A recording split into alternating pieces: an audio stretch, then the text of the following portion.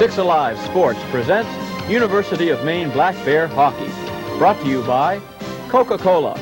You can't beat the feeling. Coke.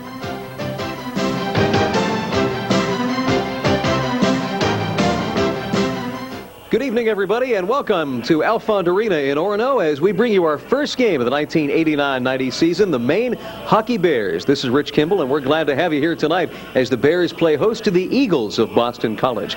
Now, last night, these two teams squared off, and it wasn't a great night for the Maine Bears as their 5-game winning streak was snapped. It was a 5-1 BC victory. The Black Bears of Sean Walsh are hoping for better things tonight as they close out this 2-game set at the Alfond Arena.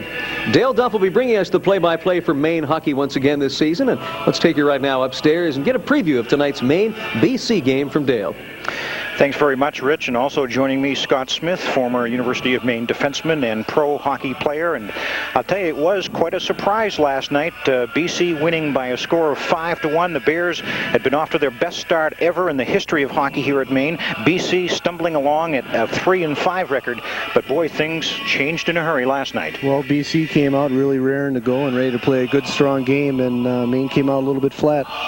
Well, for tonight's game, we're going to keep an eye on a couple of number 12s. First of all, Steve Hines for BC. Well, Steve Hines is a sophomore from Andover, Massachusetts. He got 49 points last year, and he got 2 big goals for Maine, or for BC last night. So hopefully Maine can control him tonight and slow him down.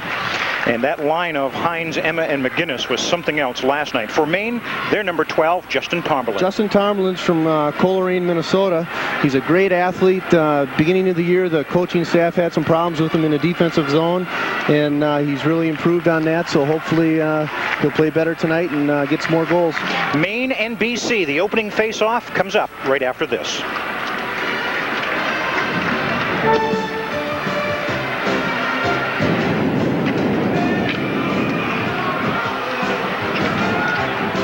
Ladies and gentlemen, basketball.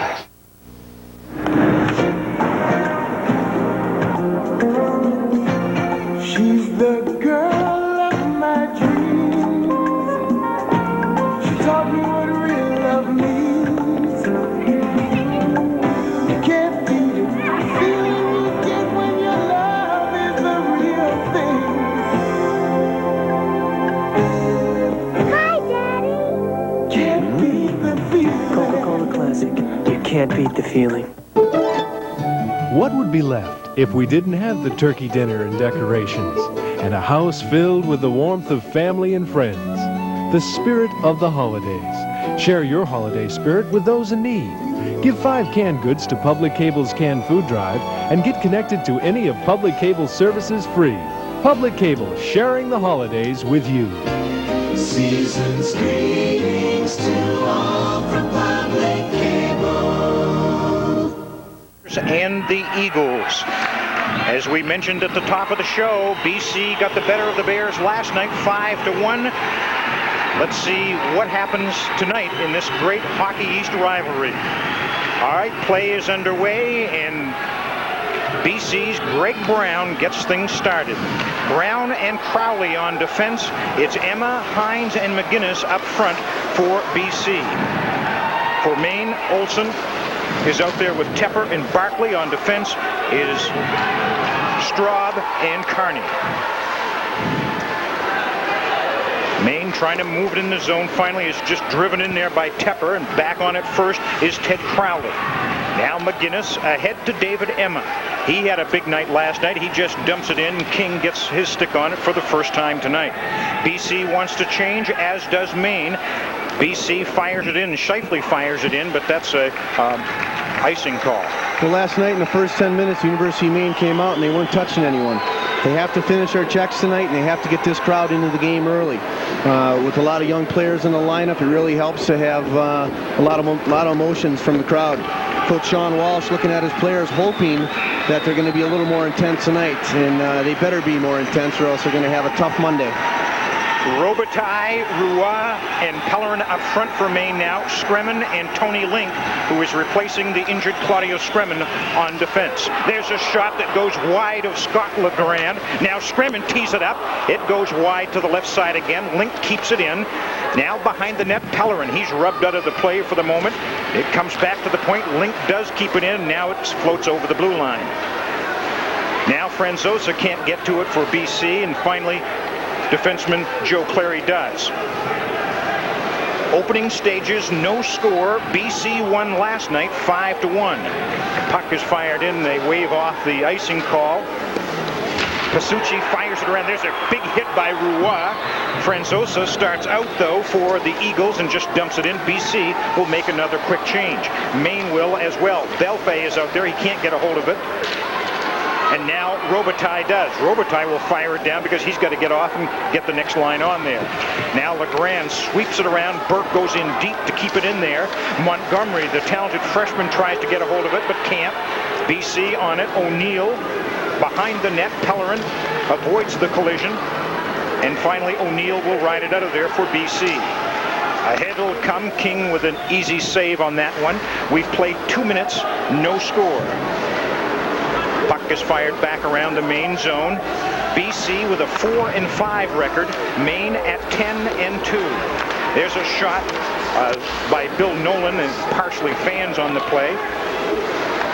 Now Pergola being rubbed to the corner by the Maine defense, Dan Murphy, and they finally ride it out of there.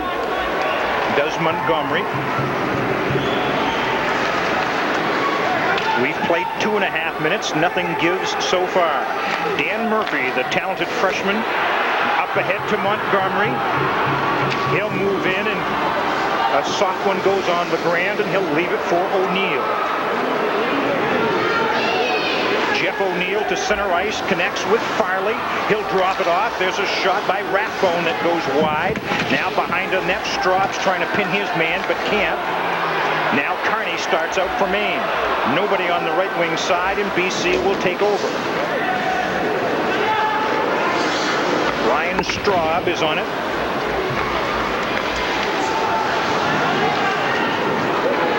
Both teams seem a little bit disjointed so far. Everybody's feeling themselves out a little bit tonight, trying to see how the tone of the game is going to be early here. Sulfi is out there with Tomberlin and Roy now. Now Farley, he'll wind up. There's a shot, and it's a saved by King. That was a bit of a tester there. Whitmire fires around, but not out. Another shot on as King sticks that one away. BC putting some pressure on now. Maine stuck in its end. It'll come back to the point, not quite. Now it does in the middle, and Tomberlin takes over and just flips it to center ice. Maine so far tonight is staying pretty much just a basic hockey, just moving the puck and trying to get a flow going. Both teams make wholesale changes. Scremin and McGinnis fight for it behind the net now. The puck is loose. On it is Maine. Down goes Pellerin for a moment. Can't clear the zone. There's a shot fired on. Saved by King. That's the first big test of the night for Scott King, and he came up big. Maine clears it out with Tepper. Now Pellerin trying to break in. He just fires it around the board. On it is Barkley. Now Tepper with the puck. Sweeps in front. It goes wide. Scremin trying to move it in deep, and now Pasucci takes over. David Emma ahead, can't connect with Hines, and Link takes over for Maine. We played almost 5 minutes, no score in the game. Tony Link in the lineup tonight for Christian Lalonde, who's got a bruised knee. Now Bill Nolan gets it outside the zone. Maine fires it back in, and now Nolan collects. He's one of the assistant captains. Of course, Greg Brown is their captain, BC's captain. Now Roy, ahead it comes to Pellerin. He'll try to break in 1-on-2. He waits for help, can't connect with Murphy. Now Robitaille. Now at center ice is Jeff O'Neill. He'll move in, saved by King. Rebound goes wide. King has had to come up big on 3 occasions now as Maine breaks out. Scott Pellerin, nice move up the right side. He'll move in and shoot it just high and wide. Great individual move by Pellerin on that drive. Robitaille against the boards. O'Neill is trying to pin him there. Another man comes in. Roy joins. Now Murphy just fires it on Legrand. We played 5.5 minutes, and there is no score. Roy to Pellerin. Roy shot. It's stopped by Legrand. And now Pellerin in front. Roy. There's a shot. Score! Robitaille!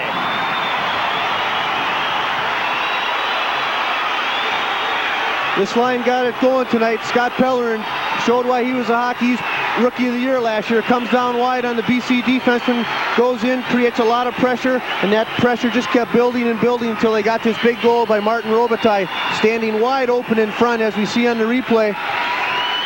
We can see the puck coming right out to Martin, and he's got an open net. I think you could have put that one in, Dale. It is at least a little bit ironic that the last time we were on the air, Martin Robitaille scored that great double overtime goal against Providence in the playoffs. We're back on the air in this new year, and he does it again. 1-0, Maine has it, and the crowd is definitely into this game now. Scheifele's shot goes to the corner for BC, and Brian Straub is on it for Maine. That was the early lift that Maine did not get last night in their 5-1 loss. Perron just fires it in. It goes around the dasher. Montgomery is on it first. It floats in front. Greg Brown is on it. Up ahead now, it'll come to Guerin. Bill Guerin tries to fire across wing to Scheifele. The Maine player goes down on the play. Now Scheifele and Straub go to the boards.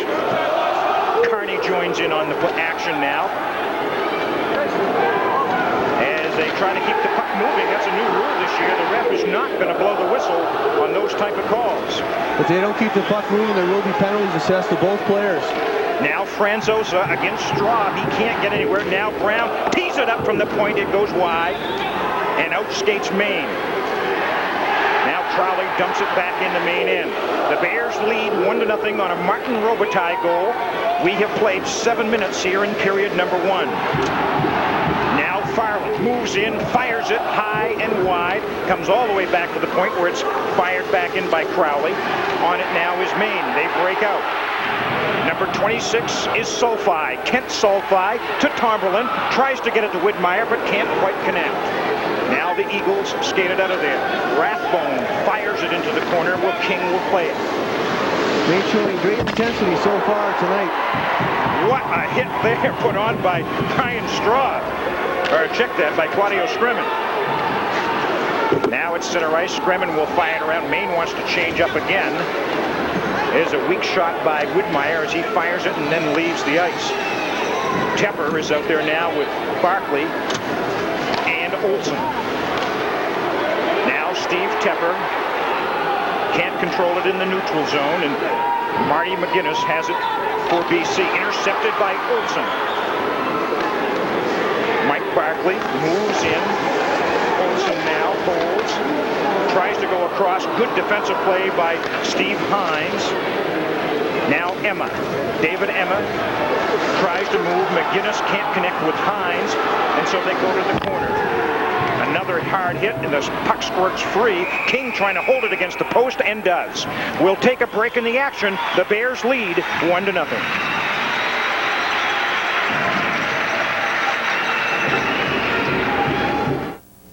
Stuffing? Mr. Scrooge loves the new stuffing in the 5-piece holiday meal deal from Kentucky Fried Chicken.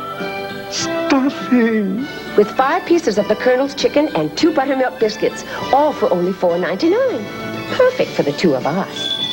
Heavens, it's the Cratchits! Hide the stuffing. We brought the 10-piece holiday meal. With 4 biscuits. And more stuffing. Just $9.99. I like the way you think, Cratchit. Get the 5 or 10-piece holiday meal deal at Kentucky Fried Chicken. One of the things we should remember tonight, take nothing away from Matt Del Giudice, who had the loss last night. He played a heck of a game. He didn't have much help from his rest of his teammates. He played a real good game, and Sean just decided to go with Scott King tonight. As he has been doing all year, we'll get an icing call here on Maine, as Sean has done all year so far. Matt Del Giudice plays Friday night. Scott King plays Saturday night. And what a luxury it is to have 2 great goalies. Meanwhile, BC is going with their hot goalie, Scott LeGrand, who played so well last night. Scott LeGrand stood on his head last night. He was making stops. I talked to some of the BC coaching staff, and they said they were real happy with the way he played, and they're hoping, BC is hoping, that he plays that way tonight. Sandy Gallupo is their other goalie. He's a junior. LeGrand is the red-hot freshman, and you go with the red-hot goalie so many of the times, and LeGrand is it. All right, Maine trying to break out. Roy can't get control of the puck, and Jeff O'Neill takes over. Now Kearney as BC changes up again. A lot of quick changes so far. Robitaille gets ridden to the boards. BC fires it back in. Roy is out there with Robitaille and Pellerin. I like that line. They were responsible for the first goal. Another icing call, though, on Maine. One thing to point out about Martin Robitaille, he's only 5'10", 165 pounds, and he's involved in all the hitting and the banging, and he's got great finesse. He can do it all. 10:37 left in period number 1 as we take a look at what has happened over the years between Maine and BC. And I'll tell you what, BC has controlled things, but a lot of that goes back to other years when the Maine program was not quite what it has been in the first few years of the program, BCU's the players started drooling when they knew they were coming up to Maine because the program wasn't that strong and they could come up and it was a point night. Guys would be worried about how many points they were going to get, and unfortunately, they did get those points. And I was on the other end of a few of those losses when I played up here, and let me tell you, it was tough. I'll tell you, who will ever forget the overtime game last year in the Hockey East championship game for the tournament down there. Bruce Major scoring that goal. Down at beautiful Conti Forum, the new facility for Boston College. That rink can go with all the National Hockey League rinks. It's just beautiful. Definitely two of the powerhouse teams in Hockey East. That's what you're watching here tonight. Brian Belfay is number 13 out with Montgomery, and now Perron who breaks in. Holds and waits for some reinforcement. His centering pass, but no one is there to collect, and BC skates it out. Shifley fires it in. Scremin will go after it first for Maine. Oh, he takes a hit from Guerin. Gets the puck over to the other defenseman, though. Now Jim Montgomery, the outstanding freshman player, tries to move in but can't. He stood up on the play nicely by Dennehy. We're halfway through this first period. The Bears have a 1-0 lead over the BC Eagles. Martin Robitaille scored the goal. Now it's Tomberlin out there trying to intercept, and he does. BC just fires it to the neutral zone. Jim Burke is out there now with Dan Murphy. LeGrand stops that one and fires it around to Rathbone. Whitmire and Tomberlin working hard but can't gain control, and Rathbone will clear the zone. Now Shifley moves it ahead.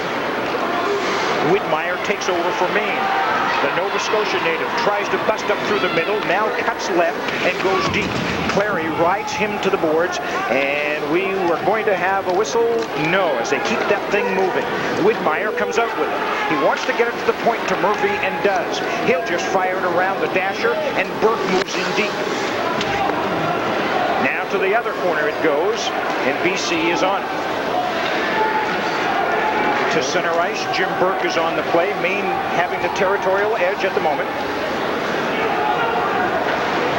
Now Joe Clary fires it in. He's on defense with Pasucci for the BC Eagles. Barron is out there with Rathbone and Farley. There's a shot and a save by King. BC showing great intensity here. It's funny, BC's game plan, unlike most teams in hockey, starts their whole plan around their offense. They really stress forechecking, and they feel if they can put a lot of pressure on their opponent's defensemen, that the defense and everything else, the neutral zone coverage, will take care of itself. Sean Walsh stresses exactly the opposite. If they take care of the defense will take care of it, or the offense will take care of itself. We have a couple penalties assessed to both teams. A little extra activity there after the whistle. Off for Maine will be Randy Olson, and Bill Farley, or check that, Sean Farley rather, is off for Boston College, as there was some action behind the net after King made that pad save. So we have matching penalties. This is one nice thing I wish the NHL would bring into effect, going 4-on-4, because with more ice out there, you see some of the greater players like Gretzky and Stevie Yzerman. These guys will have more room to wheel around, and makes it for a little more of an exciting game.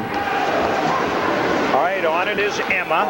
He'll drop it to Brown. He'll fire it on King. Sticks that away, and it goes up into the screen. Brown is oh so talented. Well, he was on the Olympic team in '88. National Sports Festival, he's done it all. And he's only a junior. That's what's scary. Hopefully, BC will lose him to the professional ranks next year. And as we look at the BC bench, the man you see there was Lenny Saglarski, the longtime BC coach. 4-on-4. We're skating at the moment. Carney moves in and then drops it in deep. Can't connect with Pellerin, and BC takes over. Hines trying to split two men, but decides to go wide against Robitaille. Robitaille wins that brief battle, but now Hines regains. Brown to Crowley. Intercepted by Robitaille. And now Scott Pellerin. The pride of Shediac, New Brunswick, fires it wide of LeGrand, and Robitaille sends it back. Now it will skip outside the zone. Maine will regroup. 7:40 left in period one. The Bears have a 1-0 lead on a goal by Martin Robitaille. Remember, BC won last night by a score of 5-1. Now Nolan tries to move in. He's hauled down on the play, and Maine takes over. This is Guy Perron. Ahead it'll come to Roy. He'll break in, try to wrap around. He's hauled down. Penalty coming up on BC. Maine will get its first power play opportunity. Joe Cleary's going to go off for tripping. He almost had to take that penalty. Martin Robitaille was flying in there, and or actually Jean-Roy Roy was flying in there, and he had to slow him down. He couldn't let him just walk in. With this 4-on-4 situation, like I said before, there's a lot of ice out there, and some of these quicker players can gain momentum and really make things happen. And Lenny Saglarski has kind of a disgusted look on his face because he knows Maine has been very powerful on power plays this year. BC did a good job holding them off last year. Well, you look at some of the players, last night, rather. Players Maine has on the ice: Martin Robitaille, Guy Perron. I mean, you have some very talented players out here. Carney and Perron. Carney into Robitaille, back to Perron. He partially fans on the passer, and Brown does a nice job to clear the zone. Remember, it's 4-on-3 for the next 23 seconds, and then Maine will have a 5-on-4 advantage. Robitaille is out there with Pellerin, Perron, and Carney. Now Perron gets in the zone and fires it. It's deflected wide. Comes and gets his own rebound, though. Perron comes back to Carney. He fans on his shot, and Brown will clear the zone again. Maine wants to keep the puck moving in the top of the high slot area, and hopefully something will open up and they'll get a good grade A shot, as Sean Walsh would call it, right in front of the goaltender. They don't want to take those angle shots. There's a shot in front. It can't be tipped there by Maine, almost. And it's cleared the zone again. The matching minor penalties are over, and so Maine is skating with a 5-on-4 advantage for the next 55 seconds. Pellerin trying to move in. Brown gets to it first, and now BC will clear the zone to center ice. And we've got a penalty coming up on Maine. Randy Olson is going to go for interference, I think. He kind of grabbed the Boston College player a little bit and just pulled him down. All right, we'll take a break in the action. The score is Maine 1 and BC 0.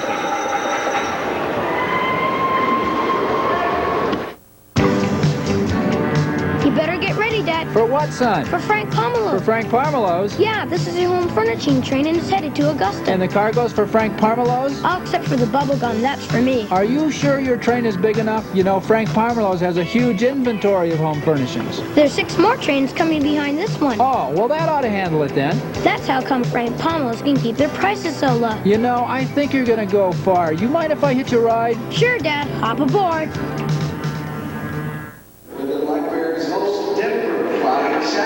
Welcome back to Alfond Arena. I'm Dale Duff, along with former Maine defenseman Scott Smith. The Bears have a 1-0 lead, and things look good for the Bears so far, Scott. Well, they've turned it around from last night, that's for sure. They're playing with much more intensity. They're finishing their checks, and they're not trying to be real fancy with the puck. They're playing simple hockey. And when things start going bad, you have to stay to the basics, and hopefully things will work out for you. You can never get hurt playing basic hockey.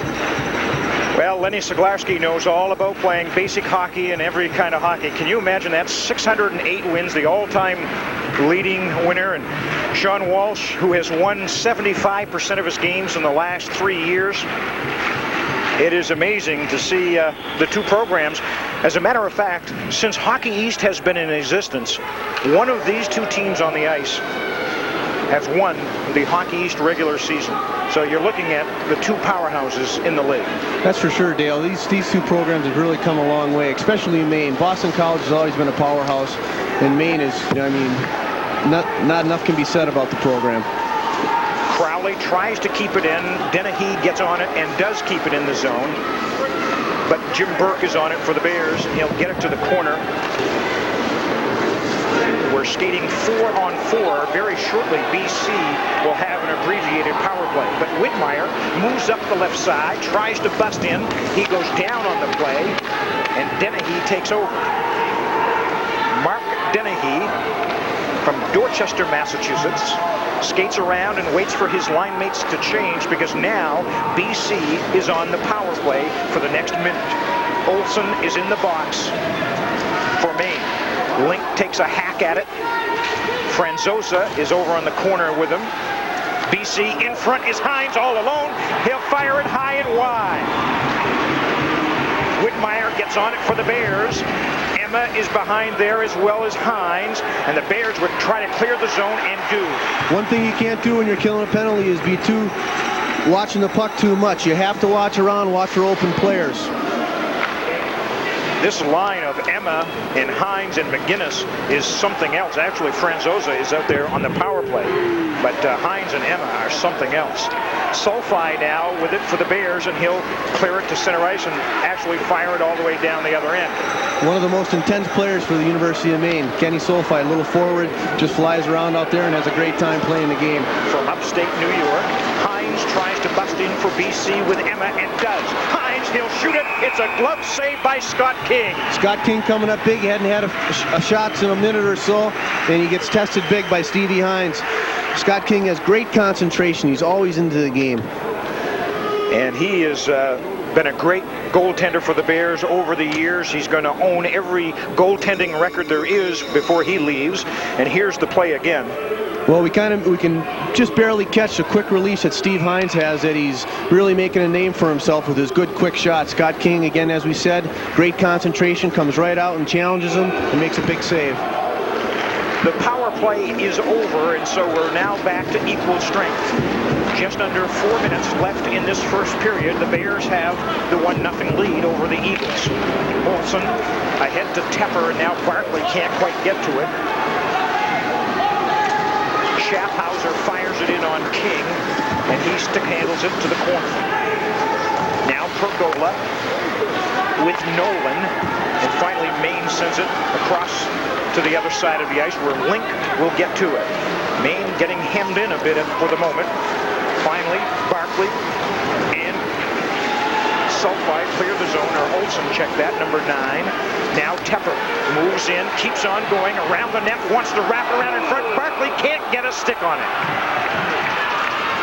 Well, Barkley was there, but he just couldn't get the stick on it. LeGrand and a defenseman were there.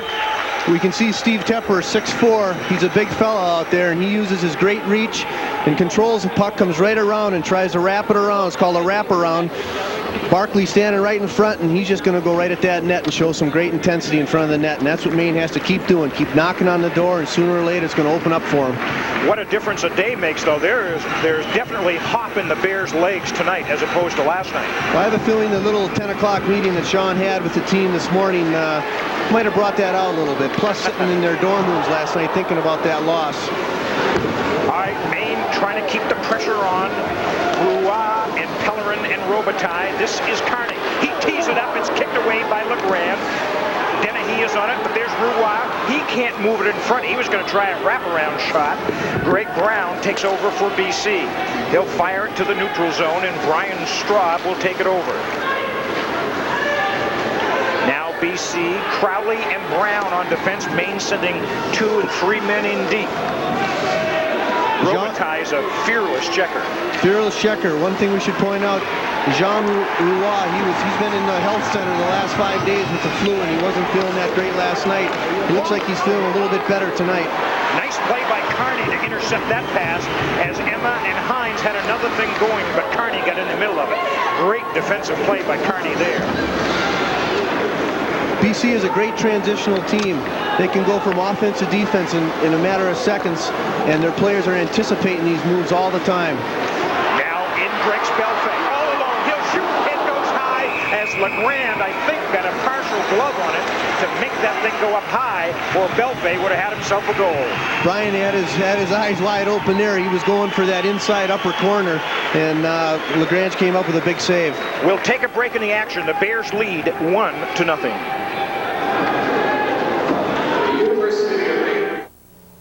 Then what'd she do? She kissed me. No. Uh-huh. 2 cold ones. I knew a girl like that once. You did? We're playing this game called Spin the Bottle. And when it stopped, it was pointing right at me. Then what? She kissed me. So what'd you do? I married her. Can't beat Coca-Cola Classic. Does Grandma know? She's a little suspicious. How old was that girl? Very old. 8. An even 2 minutes left in this first period of play, and the Bears have had the territorial advantage, and most importantly, they also lead on the scoreboard. Well, Montgomery is out there with Perron and with Belfay. These next 2 minutes are very important for the University of Maine. They really want to bear down and be strong on the puck at all times and not give up that late period goal, which all teams hate to give up. Belfay takes a whack at it. It goes up high. He just simply took the stick and just kind of fired away. It went high over the net. Dennehy on it for the Bears, ridden to the boards by Perron, as Maine keeping all kinds of pressure on the Eagles. Now it's Murphy to Belfay. Belfay backhands it in front, but no one can get to it. Now Montgomery continues to work hard, has the puck. It's fired on. The puck remains loose, and Shifley tries to clear the zone and finally does. Great pressure by the Bears.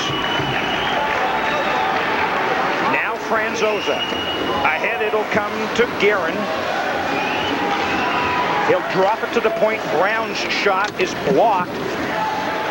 And Burke is on it for the Bears. This is the last minute of play in the first period. Under a minute now left in this first period of play. Shifley trying to move in 2-on-3, but that's offside.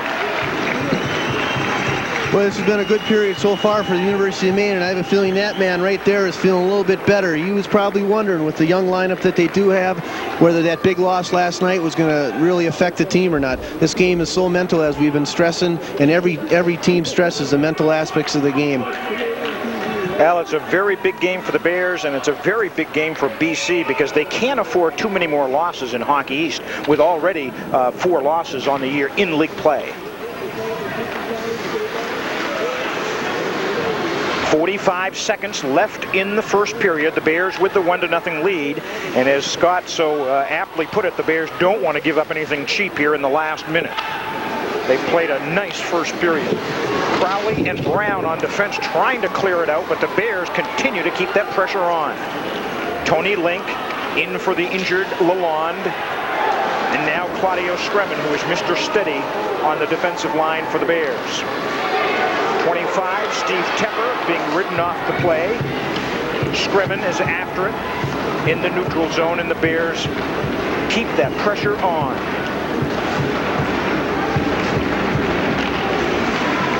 The Bears fired in as time runs down. We'll have a whistle with 2 seconds left in this first period. The face-off will come down to Scott King, so it will be a very important face-off here. In some instances, a team with only 2 seconds left, anywhere from 5 to 2 seconds left, an opposing team could pull their goalie and put an extra attacker on, because the chances of Maine winning the face-off and icing it through all those players and hitting an empty net is kind of small, although I have seen it happen. They put an extra attacker on there just to hopefully gain control of the Maine players, win the draw, and get a good hard shot off on net. Get a lot of confusion in front of Scott King. All right, it'll be Robitaille and Emma on the draw. Let's see what happens. 2 seconds left, and they get a false draw. Martin Robitaille showing some great face-off intensity there. 2 times in a row, he pulled the puck right out of the ref's hand. That's quick. Well, he's trying to anticipate that drop of the puck. Now, the road team has to have the stick down first, right? Correct. That's correct, Dale. The opponent lines himself up, keeps his stick on the ice, and then the Maine player dictates the drop of the puck. And that'll do it. So it was an innocent enough play. And so that's the end of the first period as the Bears look pretty darn good and have a 1-0 lead. Well, Dale, we saw a different Maine Black Bear team, the team that we're used to seeing. They were coming out, they were finishing their checks, they were taking shots, they weren't trying to be too fancy with the puck. Some of the things that they did last night. The biggest thing is they tried to control BC's transition game.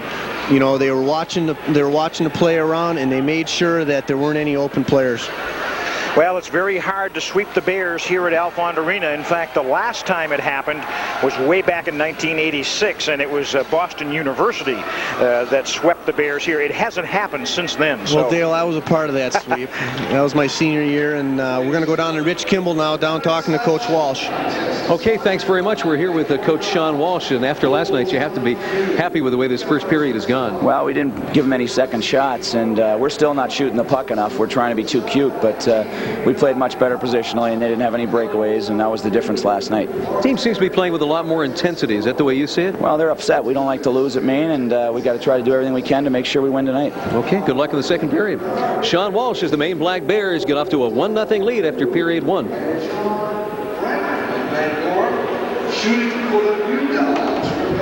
I don't think we're here.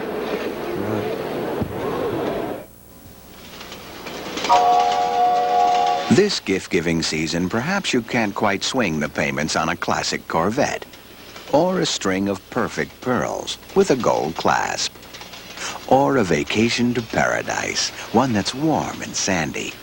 But you can start imagining and continue long past the holidays with a Megabucks Seasons Pass. Ask for details at your favorite Megabucks store or look in your newspaper. And just imagine. Count on Days Jewelers for the finest selection of fine Christmas jewelry at Maine's best prices. Days 1-carat diamond stud earrings, an unheard of $995. Our deep green emerald and 2-diamond ring, just $99. And this fabulous 9-diamond wedding trio set, her engagement and wedding rings, and his wedding ring, all three, only $299. For selection, quality, service, and price you can count on. Count on Days for Christmas. Days Jewelers, downtown Waterville and downtown Westbrook. Give the gift that lasts forever. Music.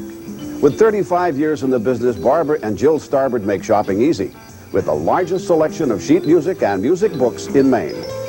And the gift display is sure to have something for the musician on your list, like suspenders, ties, mugs, stationery, and stocking stuffers. And be sure to check out their acoustic and electric guitar packages. People who check their list come to Starbird Music Shop for music. Starbird Music Shop, 500 Forest Avenue, Portland.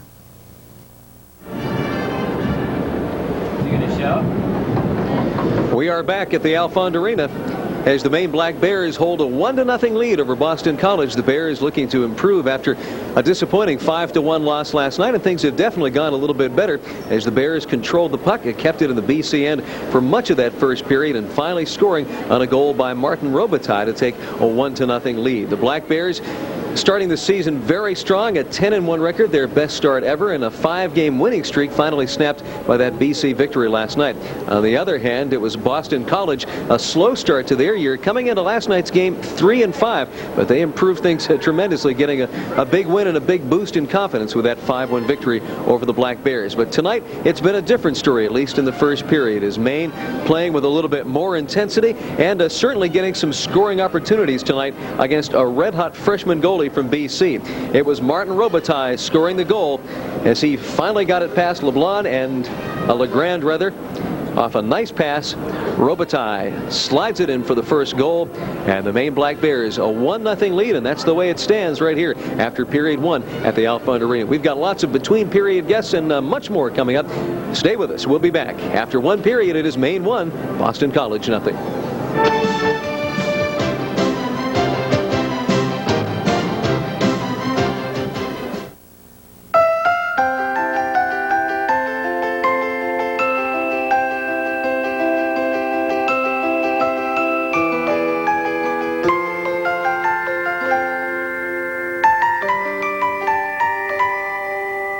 There's bound to be a few things that go wrong this holiday season, but at least your shopping won't be one of them. Happy holidays from the Maine Mall. Wasn't it fun running all over town getting ready for holiday shipping? Nothing fits. Nothing lasts. Nothing is ever packaged right. But at Mailboxes, etc., we'll make your gift giving easier. You can bring us all your presents and we'll carefully pack them and ship them for you, which should help keep you in a very giving mood. Mailboxes, etc. Check the white pages for the Mailboxes, etc. nearest you.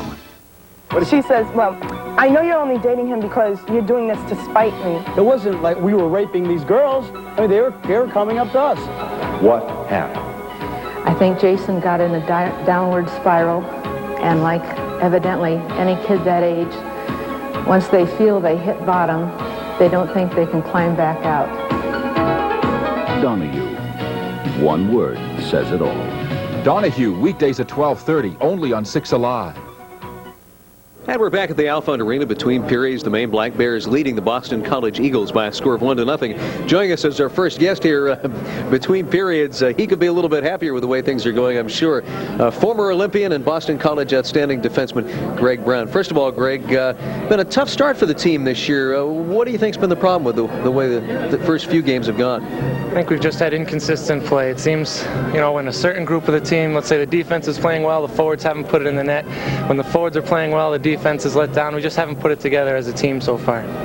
A lot of people, as always, thought you folks would be the favorites or one of the top 2 or 3 teams in Hockey East this year. You had the slow start, but had to be a big boost in confidence to get the win here last night. It was a nice win last night. I think the team as a whole played, if not our best, one of our best games so far, and we're going to need more consistent play like that throughout the year if we're going to challenge for any top spots. We've got a hot goaltender going, too. That has to be a big help when you get a freshman to come in and play this well. It's always a bonus when the goalie's playing well. It gives the rest of the team that much more confidence to try that extra play. If you know that he's back there and he's going to stop the puck for us, we can take our chances and try and get goals ourselves.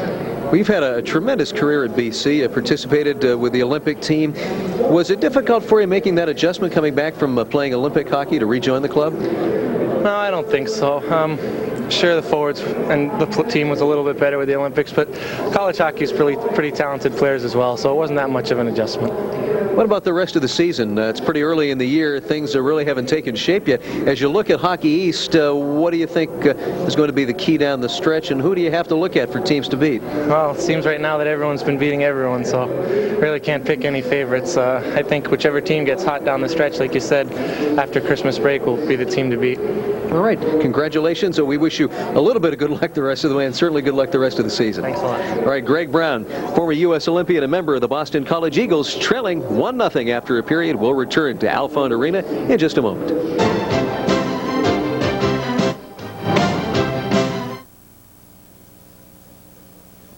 In football, winning's not the most important thing. It's the only thing. Not with the Maine Lottery's 1st and 10. If you lose here, you can still win here. Lose and there's no tomorrow. Oh, sure there is. Find the word entry, and you could win a trip to the Bahamas. Gotta fight and claw and kick to win. With 1st and 10, all you do is scratch. See? 1st and 10. If you don't win it first, do it again. The Whip and Spoon is the place to find unique gifts and everything for the kitchen. The salespeople understand their products and can demonstrate a Cuisinart food processor, help you select the right knife or fresh coffee beans, try cheese or pate, choose a wine or handmade chocolates. Their famous gift baskets make perfect presents. Shopping is fun at the Whip and Spoon stores on Commercial Street in Portland's Old Port and Mallside in South Portland. Open daily until 9, Sundays 11 to 6. Do you drink more when you feel under pressure? When sober, do you often regret what you said or done while drinking? Have you failed to keep promises you made to yourself about cutting down on drinking? We have 26 questions that can tell you whether it's alcoholism that's tearing up your life. 26 questions with one big answer to your problems. For your free pamphlet, call your local affiliate of the National Council on Alcoholism. Or toll free, 1-800-NCAA-CALL. And we're back at the Alfond Arena. Between periods, Maine leading Boston College by a score of 1-0. We're going to shift gears a little bit right now and go from talking hockey to talking football as University of Maine coach Tom Lichtenberg joins us, co-coach of the year in the Yankee Conference. Congratulations on that. And I know you would much rather be playing somewhere, anywhere tonight, but it was a terrific season. And as you've had a week to reflect on things, what are your thoughts on the year? Well, you're never happy when you end with a loss, but at the same time, I think if someone told me I'd be 9-2 this time next year, I'd probably sleep a little better this winter than I probably will. But that one's over. Now we go back and reload and go out and try to find some people that can help us in the recruiting war. So that started yesterday, and now we're back at it 100%. Now, what people don't realize a lot of times is that this is a year-round job for you guys, and as soon as the season ends, even more hard work starts. How much of your year is spent on recruiting? Well, you recruit year-round. You only can recruit physically from December 1 till the middle of February. Then you have a month in May where you can't talk to the kids, but you can evaluate. So it's a year-round process with the letters and the telephone calls, and then now the face-to-face and on the road and bringing them in for the weekend. So it never ends, especially if you're going to find out where they're at and get the best ones. Obviously, the big question mark next year is quarterback Jeff Del Rosso, the man right now. Those are mighty big shoes to fill, though, with Mike Buck leaving. Well, you only get a Mike Buck every so often, and we hope we get a lot of them. But he's come along here in the last 5 years, 4 years of playing, has set a lot of records, but it'll probably stand for a long time. But don't undersell Jeff Del Rosso. If we were to start tomorrow, Jeff Del Rosso is our starting quarterback, and I don't know if there's anyone can take it away from him if he stays healthy. And he gives us some things maybe that Mike didn't give us. We might be a little different than we were with Mike, but I think we'll still be exciting because we got some other people to go along with him. Looking at recruiting, what's your biggest need for next year? Athletes. Just athletes in general. I think you could see down at Southwest Missouri, we were lacking some people.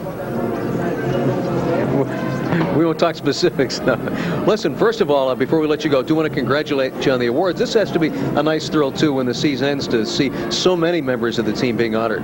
Well, it means we had a pretty good group of football players, and I think they deserve it. I think there are some young men that didn't get awards that deserved it. I think Mike Danino was somehow left off of some teams, and he's a very, very fine football player, and I feel bad that he wasn't included. Well, listen, congratulations. You had a very exciting season, fun for all of us to watch, and we hope it's just as good and even better next year. Well, I do, too. All right, thanks very much. Tom Lichtenberg, head coach of the Maine Black Bears. Let's go back upstairs now to Dale and Scott, where the Maine Black Bears hold a 1-0 lead over Boston College. Okay, Rich, thanks very much. And as always, nice to hear from Coach Lichtenberg. They did have an outstanding year. He had a heck of a year. That was too bad, that big game down in Missouri. That didn't go a little bit better for him. But I talked to him last night, and he was pretty happy with the season overall. And hopefully we'll get some more of that. Okay, let's look at the first period stats. The Bears have the 1-0 lead. Quality shots, even. Hits, Bears with a slight edge. And last night, BC had that the hits category all wound up. They came out hitting and banging. And tonight, Maine is leading that department, and it's turned it around a little bit for them.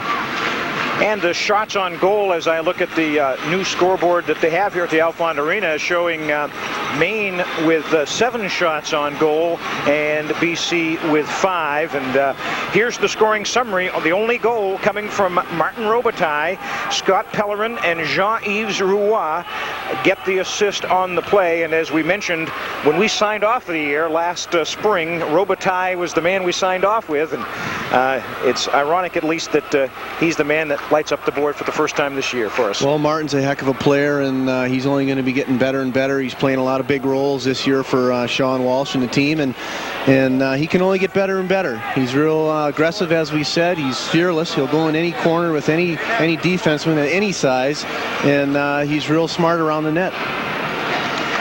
Okay, I was just handed a couple of scores. One I want to pass along here. The women's basketball team, the Maine women's basketball team, lost to North Carolina State this afternoon down at the Providence tournament, 77-66. So Trish Roberts' team loses by 11 points. NC State, by the way, was the 6th-ranked women's team in the country. And so the Bears will play another game. The Maine men's basketball team lost down in Portland today to the Boston College Eagles as well. Okay, second period is underway. The Bears have the lead and the puck. Ryan Straub goes deep. It comes back out to Carney. He'll tee it up, but then just fire it in deep. Roy and Robitaille fighting against Greg Brown. Robitaille with the puck. He finds an opening and gets it to Carney, and Hines is riding him. Carney continues to fight for the puck. Crowley is on it now, and the BC Eagles will skate out. Hines, he'll fire it up into the screen as it deflected off of Scott Pellerin's stick.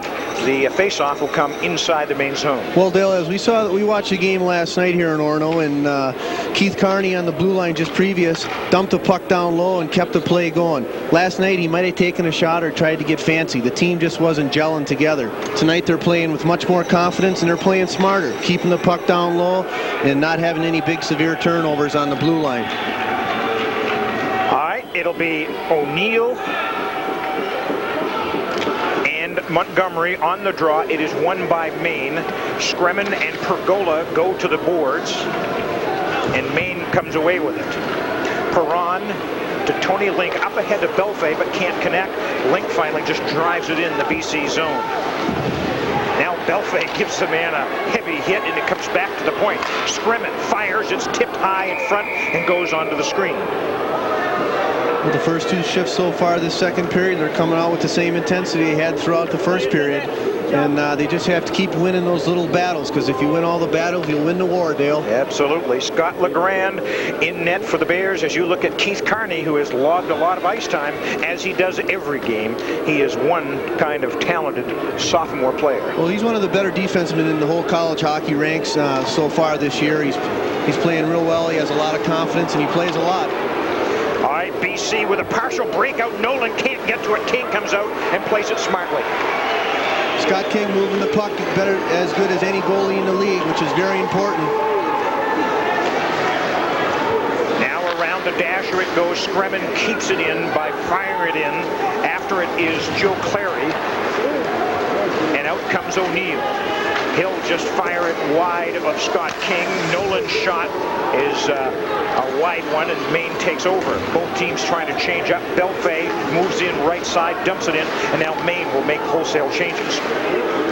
We've played 2 minutes here in period number 2. The Bears with a 1-0 lead on a goal by Martin Robitaille. O'Neill is still out there for the BC Eagles. He'll fire it and then get knocked down on the play.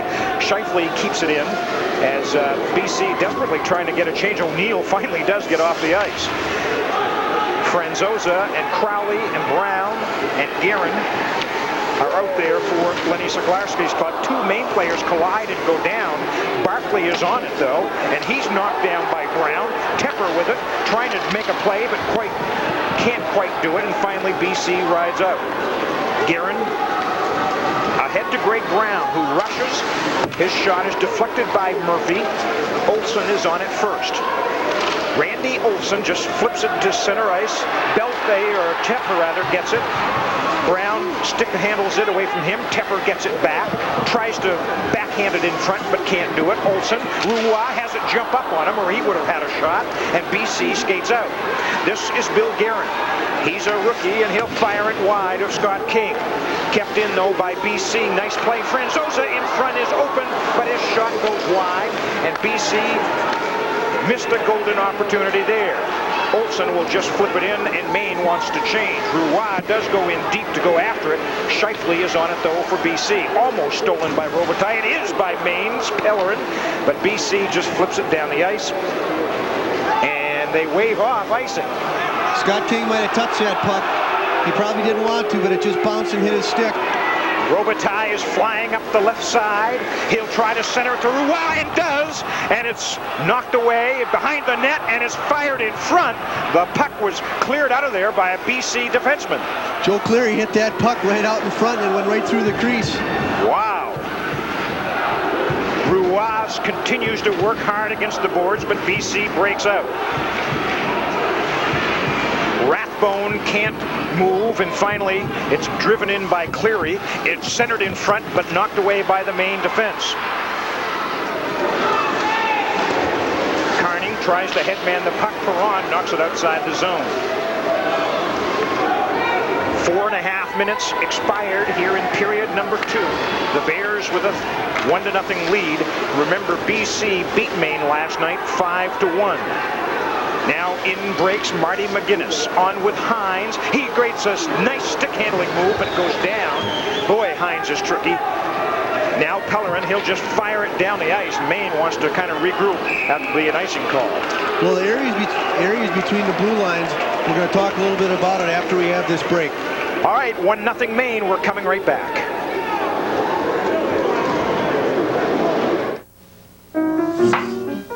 I think you boys are going to like these. Do you really think this will work? Sure, we can make kettle chips just like at Humpty Dumpty's.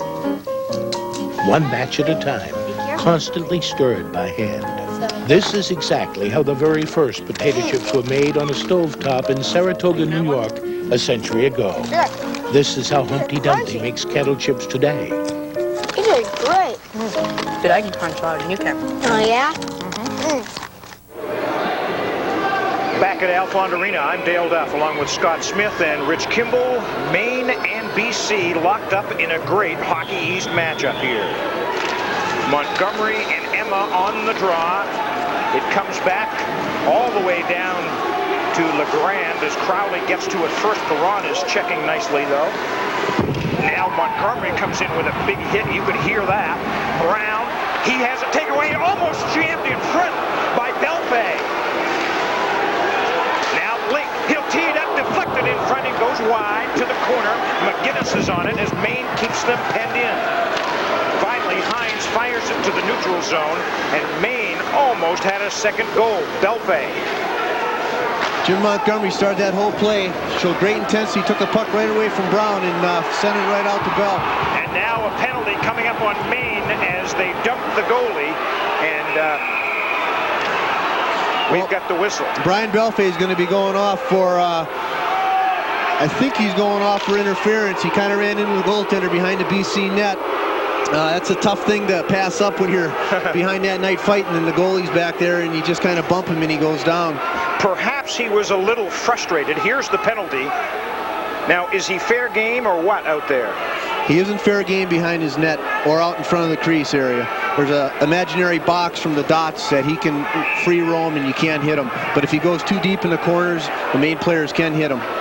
Perhaps he was a little frustrated because he had a nice chance in front, and I think he probably thought he should have had a goal there, and perhaps that was a little frustration. Well, Brian's a very emotional player, and he's one of the keys to the intensity of the Maine program. He's real intense, and he comes out and plays hard every night and every shift. And so BC will start the power play. Dennehy fires it in. King can stop it, though, nicely. And Maine tries to clear, but cannot. Dennehy does a nice job to keep it in. Pergola. Now it'll come to O'Neill, who one-times it. It's tipped in front by Nolan, but it goes wide. Carney and Burke. Finally, it's cleared outside the zone and down on LaGrange. Our imaginary box must go behind the net because that penalty was for hitting the goaltender. BC on the power play. O'Neill drops it for McGinnis.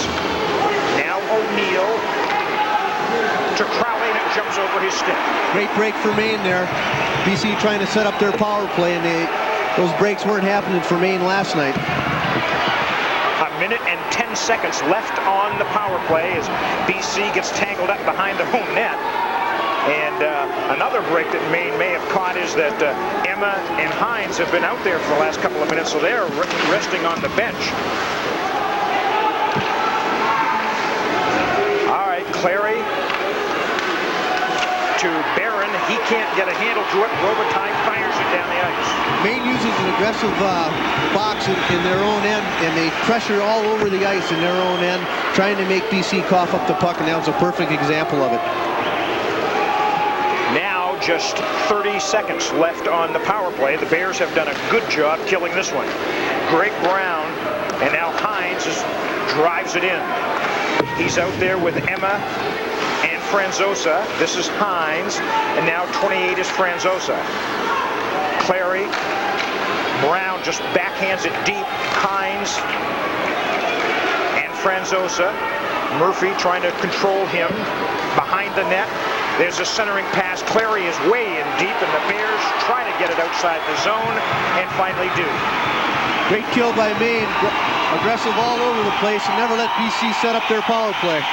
And the crowd is showing their pleasure with the Bears' the penalty-killing unit. There's a shot by Barkley, and he'll hold on, as does LeGrand. And Barkley put off a smart wrister. Well, he didn't take the big wind-up for the big slap shot. He took a nice, quick wrist shot right on net. Brian Belfay, you could see Brian breaking in off to his left, and he just took a nice, quick shot and made that goaltender make the save.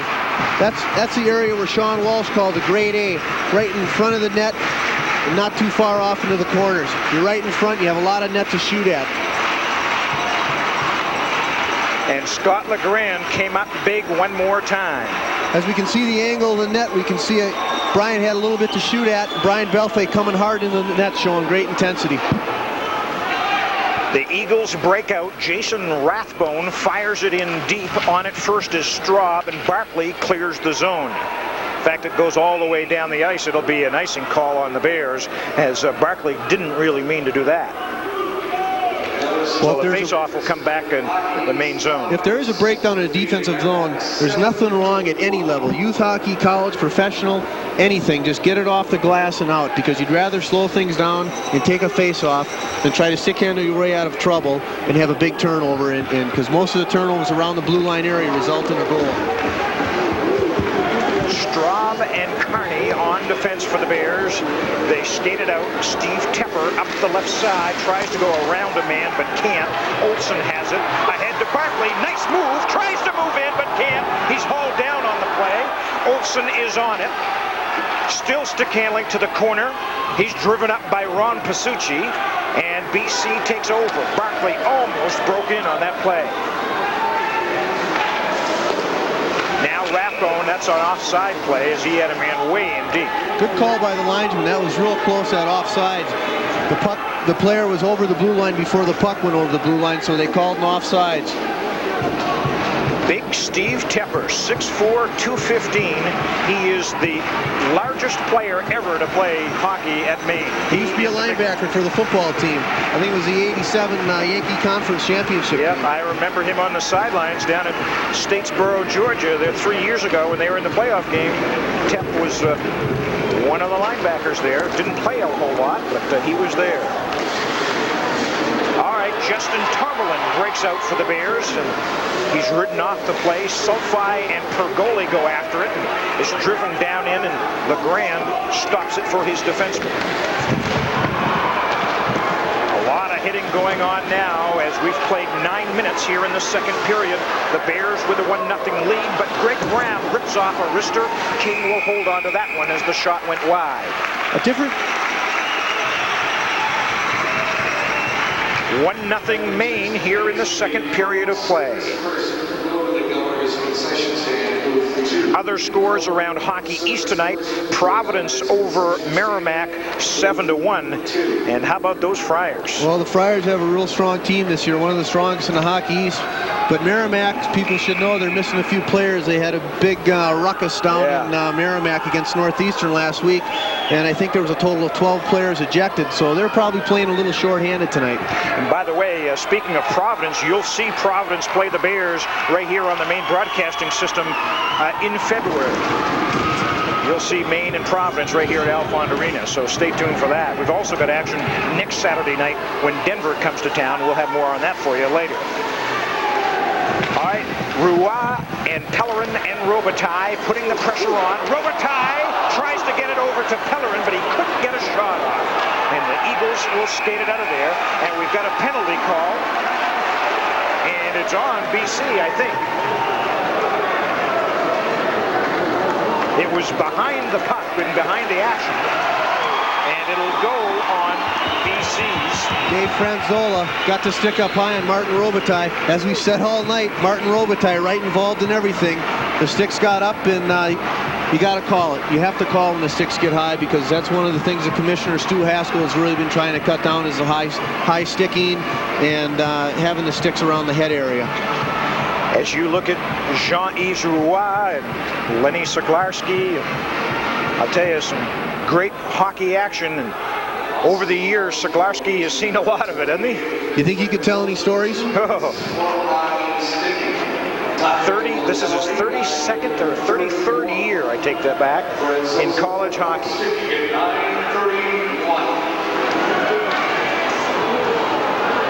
Reaching the halfway mark here in period number 2.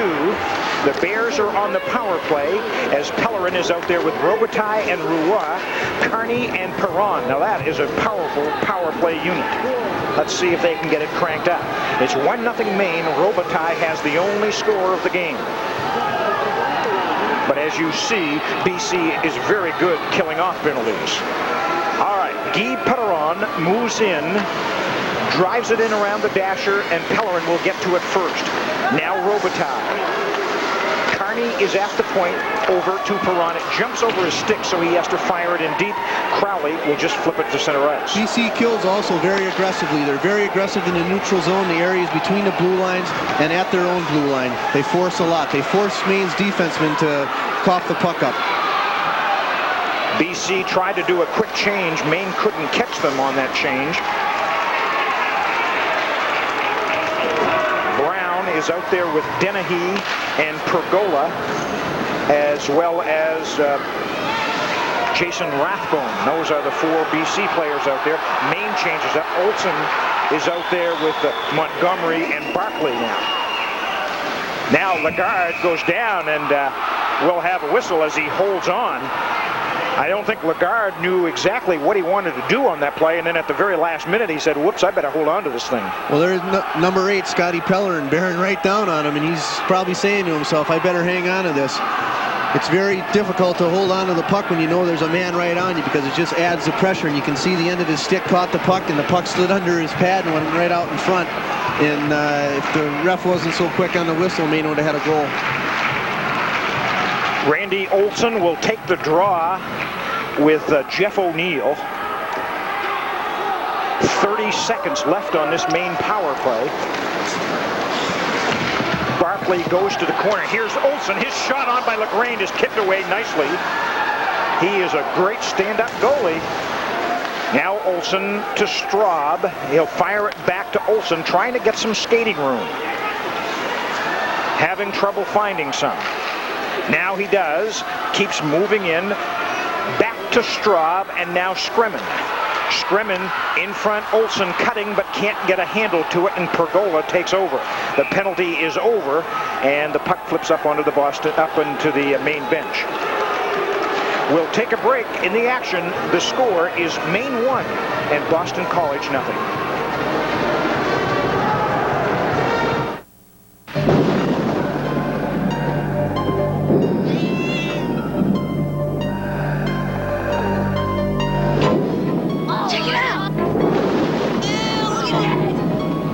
See something?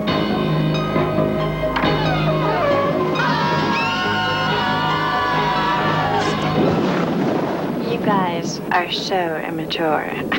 Was that your sister? I'm not sure.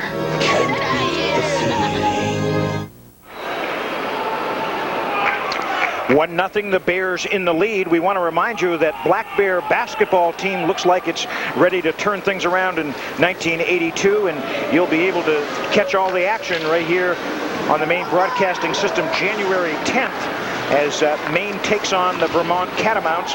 Bill Green and Tony Hamlin will bring you the action. That's January 10th here on the Maine Broadcasting System. Kent Sulfy for the Bears. We are back skating even strength now. Tomberlin is out there with Whitmire. Jim Burke and Dan Murphy play defense. Tomberlin rides his man to the boards, and Jim Burke breaks out. He'll rush and fire it, but it's blocked in front. Burke does keep it in for the moment, and the BC Eagles will skate it to the neutral zone. In they break. But Maine is on it first as both teams want a quick change. Ken Sulfy breaks out with Whitmire. He'll just flip it on wide of LeGrand, who will fire it around the dasher. Whitmire, though, gets to it, but he's waiting for some help. And in the meantime, Joe Clary takes over for BC. 7 minutes and 10 seconds left in this second period. It is 1-0 Maine. A great Hockey East matchup. Franzosa at the center ice area to Shifley, trying to move in with Guerin, but is ridden off the play by the Bears. Now Brian Belfay breaks to the right side, trying to move in. Around the net he goes, waits for some help, gets it up to Straub. His shot is blocked in front. Bill Guerin will ride it outside to the neutral zone and drop it off. There's a weak shot taken on by Shifley. King had to come up big the second time, though, and Perron breaks out. With Belfay, 2-on-2, Perron's weak shot is deflected. It goes to the corner. And now 2 players are down on the ice on the right side, but play continues. Carney tees it up in front. It's tipped high in the air. There's another whack at it by Robitaille, and it goes wide. Robitaille is everywhere. Oh, and he almost had another chance, but couldn't get the stick on it. Now Greg Brown tries to break out, broken up nicely by Carney. Robitaille holds and waits for some support. Drops it for Carney. He one-times it and is saved by LeGrand. Robitaille is in the middle of everything. Out breaks Pergola. Oh, big hit on him by Roy. Brown just knocks it into the Maine zone, and BC will go after it. Finally, Carney just clears it down the ice. They wave off icing. Great end-to-end action. Maine with a record of 10-2. Boston College with a record of 4-5. This is Jeff O'Neill. He busts in over the blue line, but can't get any help from his line mates, and Maine takes over. Now Mike Barkley. In through, he'll move around one man, can't get through the second man though, and Cleary sends it away. Tony Link at the point is blocked on it. Emma does a nice job, and now Emma tries to break in 2-on-1. He'll fire it, nice play by Burke, and then finally King holds on. Jimmy Burke with a fine defensive play, sliding right across, blocking that initial shot. The puck bounced out, and Scott King comes up big, a 10th round pick with the Detroit Red Wings. The Maine fans are starting to crank it up here a little bit, Dale. As Scott King makes yet another save. As we see on this 3-on-1, BC's forwards are spreading out, and Jimmy Burke's holding the center of the ice. He shows his shot, and Jimmy goes down and blocks it. The puck comes off the board. Scotty King showing great concentration. Just stays right in there. Maine forwards converge on net and help Scotty King out. I'm telling you, he's not only concentrates in the net, but he's a great student, a 3.7 in pre-med. I think that says a lot about him. And by the way, he needed only 3 saves tonight to crack the 2,000 mark in his career, so he has surpassed that. And there's another one. Just so nicely kicks that one away like it was nothing. And certainly it was something. Under 5 minutes now left in the second period. As play gets very tight, the Bears maintain the 1-goal lead. Hines to McGinnis. He'll break in. Saved by King. Did you see that?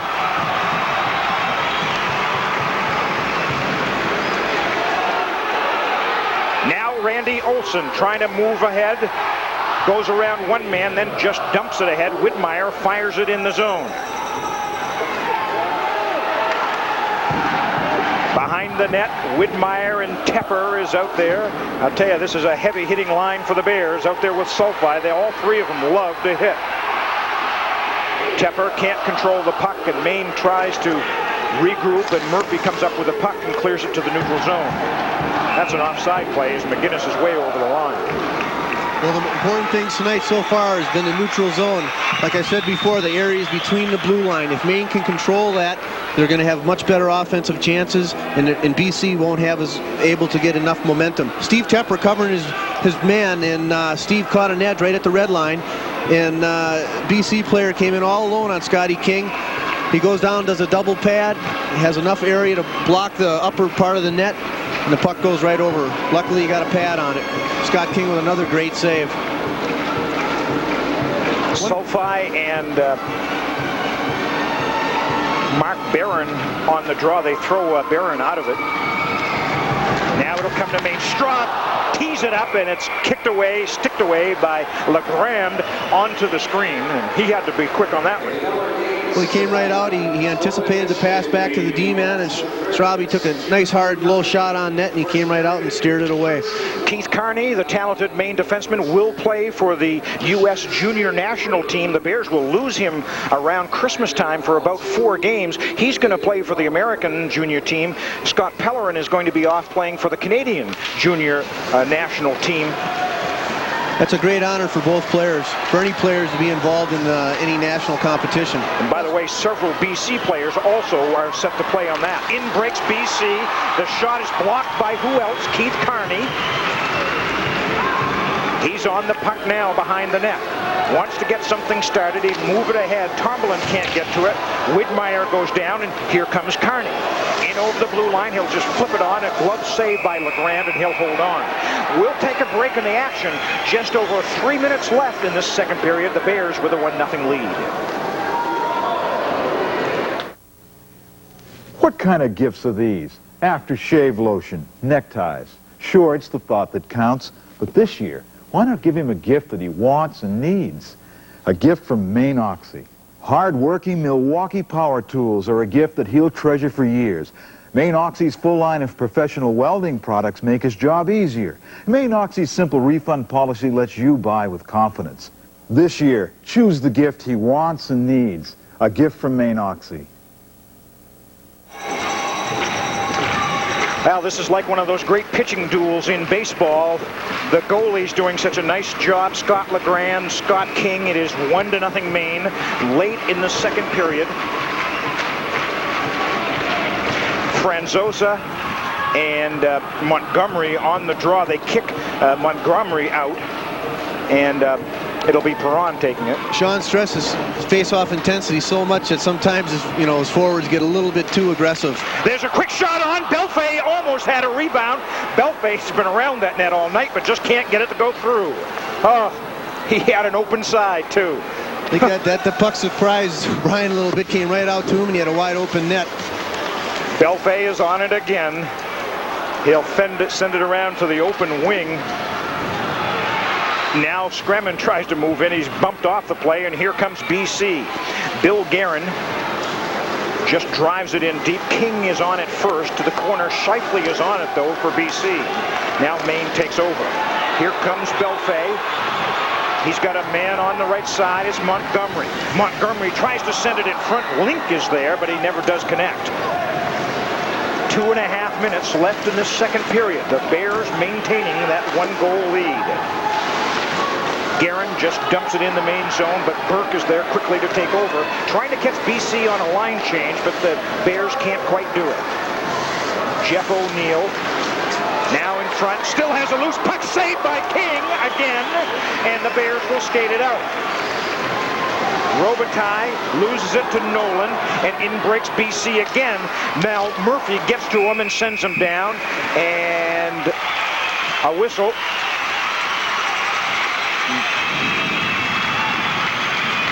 What a great play there by Murphy to move in defensively.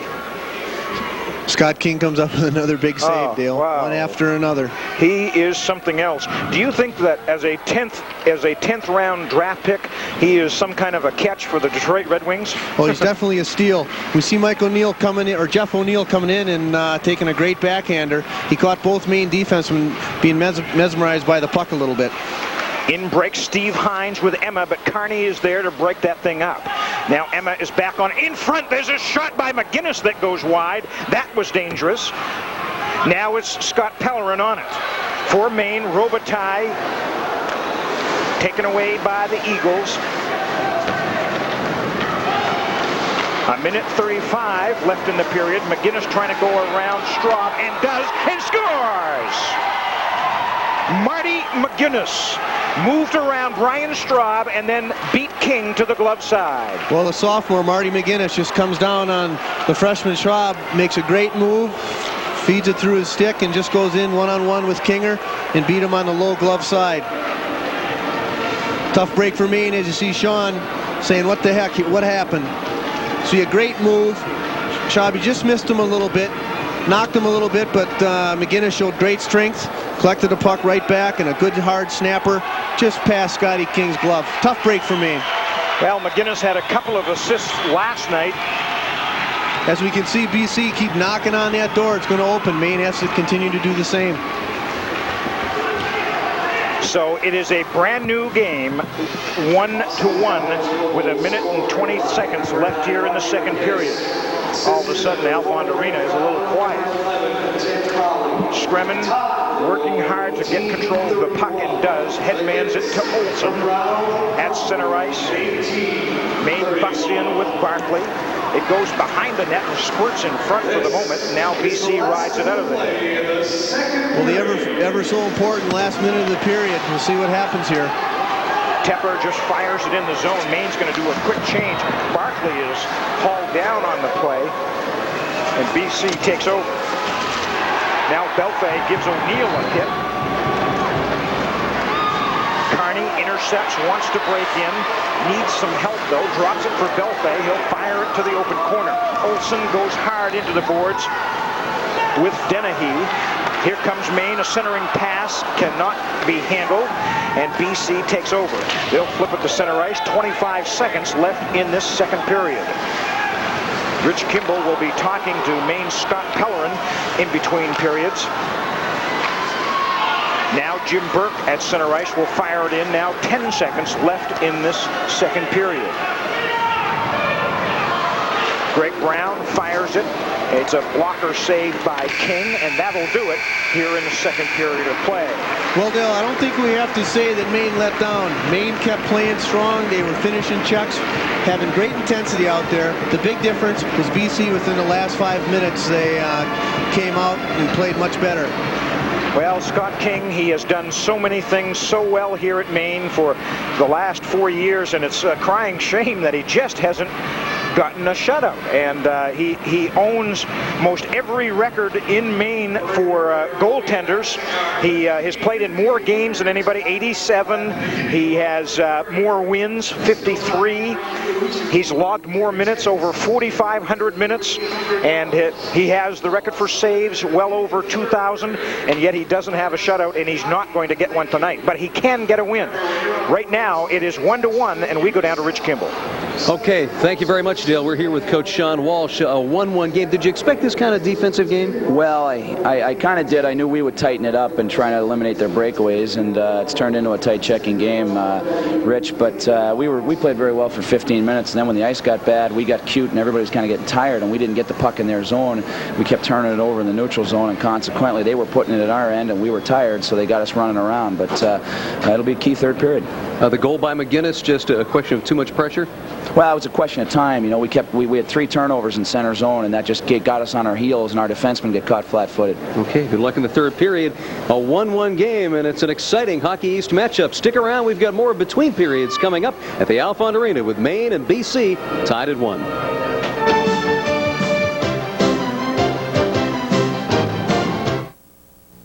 Then what'd she do? She kissed me. No. Uh-huh. 2 cold ones. I knew a girl like that once. You did? We're playing this game called Spin the Bottle. And when it stopped, it was pointing right at me. Then what? She kissed me. So what'd you do? I married her. Can't be Coca-Cola Classic. Does Grandma know? She's a little suspicious. How old was that girl? Very old. 8. On Magnum. My husband was murdered 2 weeks ago, and I'd like you to find the man who can identify the killers. Thomas has an overzealous impersonator. I don't care whether he's Robin's nephew or not. He's going to be one sorry kid when he walks in here. But the killers don't care. Being a private investigator is not a game. It takes years of training, hundreds of hours of study. Mistaken Identity. Higgins! On Magnum. Monday at 4. Only on 6 Alive. Parents, teachers, daycare providers. So many people have the opportunity to influence a child's development. Helping build a high self-esteem is one of the most important ways adults can help a young child grow. What you say and how you say it has a major effect on children's self-image. If you're around children on a daily basis, contact your local cooperative extension office. They have ideas on how to help make our kids feel great about themselves.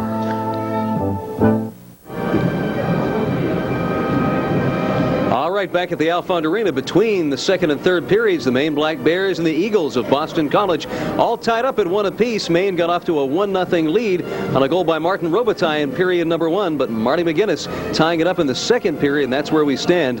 And between periods this time around, we're going to be joined by Maine's sophomore Scott Pellerin, last year's Rookie of the Year. Scott, the team off to a tremendous start. I know last night was a disappointment, but overall, is everybody happy with the way things have gone in the first part of the year? Definitely. The team is really happy with the way we've gone. We're a young team and we're working hard, and we've won a lot of close games over the last road trip that we had. Last night was a very disappointing game. It was a team loss. We didn't play well at all. But now we're back to earth. Now we're into a 20-minute hockey game. It's one more period to go, and it's going to be tough, but we're going to be working hard all the time. Looks like a real physical game out there tonight. Yeah, it is really physical. The guys are close and tight and real defensive, and you're not getting really a lot of chances. But the game's played physically, and we like it like that, and it's a good game.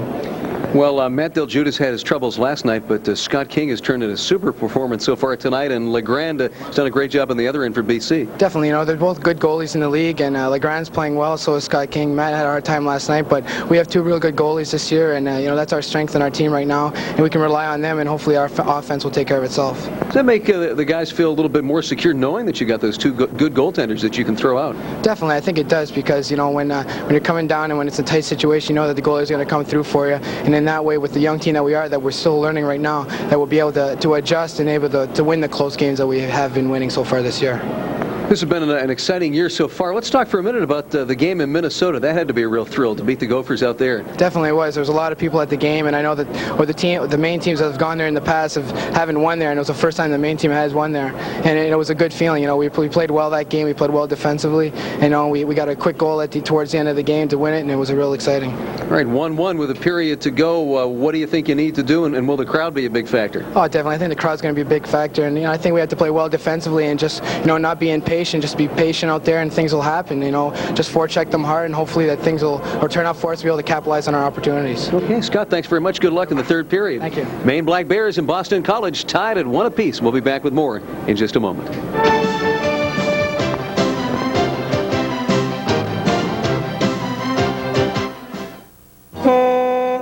Exclusively from the people of C.N. Brown, it's Red Shield. Red Shield heating oil keeps your burner clean, efficient, and running longer. And here's the best part. You don't pay 1 red cent extra for it. In fact, through regular use of Red Shield, you'll actually save money. It's better oil that costs the same. With Red Shield, you'll see and feel the difference. We're the people of C.N. Brown. Speaking about family matters, here's Dr. Judd Smith. The days are getting shorter, and you're getting the winter blues. Seasonal affective disorder, or SAD, is a form of depression that affects people during the fall and winter. But you don't have to wait until spring to stop feeling sad. I'm Dr. Judd. Suffering from SAD means feeling tired and depressed, overeating, and oversleeping. The real culprit appears to be decreased natural light. Phototherapy, or regular doses of full-spectrum light taken in the morning, appears to help 80% of SAD sufferers. But the light from these boxes affects the body through the eyes and not the skin, so tanning booths won't do the trick. So if you plunge into the blahs at the first frost, take 2 hours of light first thing in the morning. Or you could call a friend in Buffalo and ask about the weather. Watch 6 Alive and Dr. Judd Smith, because family matters. And we are back at the Alfond Arena. As you see in the second intermission, Boston College has tied up the Maine Black Bears by a score of 1-1. A tremendous Hockey East matchup tonight. Our next guest here between periods from the Friends of Maine Hockey is Jack Hart. And Jack, we were talking on the break here. Last time we saw each other was out in Lake Placid a couple of years ago. The program has come such a long way, and for the people who have been with it through all the years, it has reached the point now where you've got a national contender on your hands, and it doesn't seem to be showing any signs of slowing up. Well, I think what they say is Sean reloads, he doesn't recruit. So I think they're well on their way again. This was supposed to be a building year, and we're at 10-2, and hopefully we'll be 11-2 tonight. For the Friends of Maine Hockey, you do so many things, and you're so involved in the program. it has to help to have a coaching staff like this that's so willing to participate and help out in all the fundraising events and all the affairs that you put on. The coaching staff has been very helpful. Sean especially has a liaison, one of the coaching staff with all our meetings, and the athletic department also, and they really help us a lot as an outside booster group. I know one of the things that the group has always been very helpful with is the fact that we have so many players here from far-flung regions all over the country, in Canada, Alaska, and you become very involved in making the players feel at home. Yeah, that's not exactly a Friends of Maine hockey thing, but they have a host family program, and the Friends of Maine hockey, of course, have a super supper where we introduce all the new freshman players, or a golf, either at that or the golf tournament, and it works out very well. We try to make them welcome. What do you think of this one tonight? Gosh, you can almost feel some of those hits up in the stands. Well, I'm in the penalty box, so I'm warding off all the sticks that keep flying in there, but it's a real good game, and this is it's a super hockey game. Even though the score is tied, I'd rather see Maine ahead. It's just great hockey. It really is. This is just amazing. When you think back a few years ago, Boston College coming to Maine wasn't always a real treat for the home fans, but it doesn't get much better than this, does it? Well, this is great. You know, before we used to hope we could keep it within 10 points, but now it's nice to be right in the fight. It really is. All right, Jack, thanks very much for stopping by with us. Thank you. Jack Hart from Friends of Maine Hockey. Between periods, it is Maine and Boston College tied at 1. We'll be back.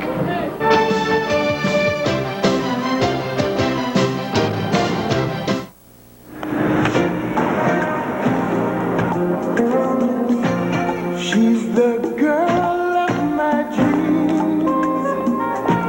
She taught me what real love means. You can't beat it. The feeling you get when your love is the real thing. Hi, Daddy. Can't beat the feeling. Coca-Cola Classic. You can't beat the feeling. Life is filled with many unexpected events. Hello, my name is John Jenkins. My ability to think quickly and accurately came from mastering challenges in school. Discipline and education has helped me control my destiny and become a world champion in karate. Dare to be incredible. Control your destiny.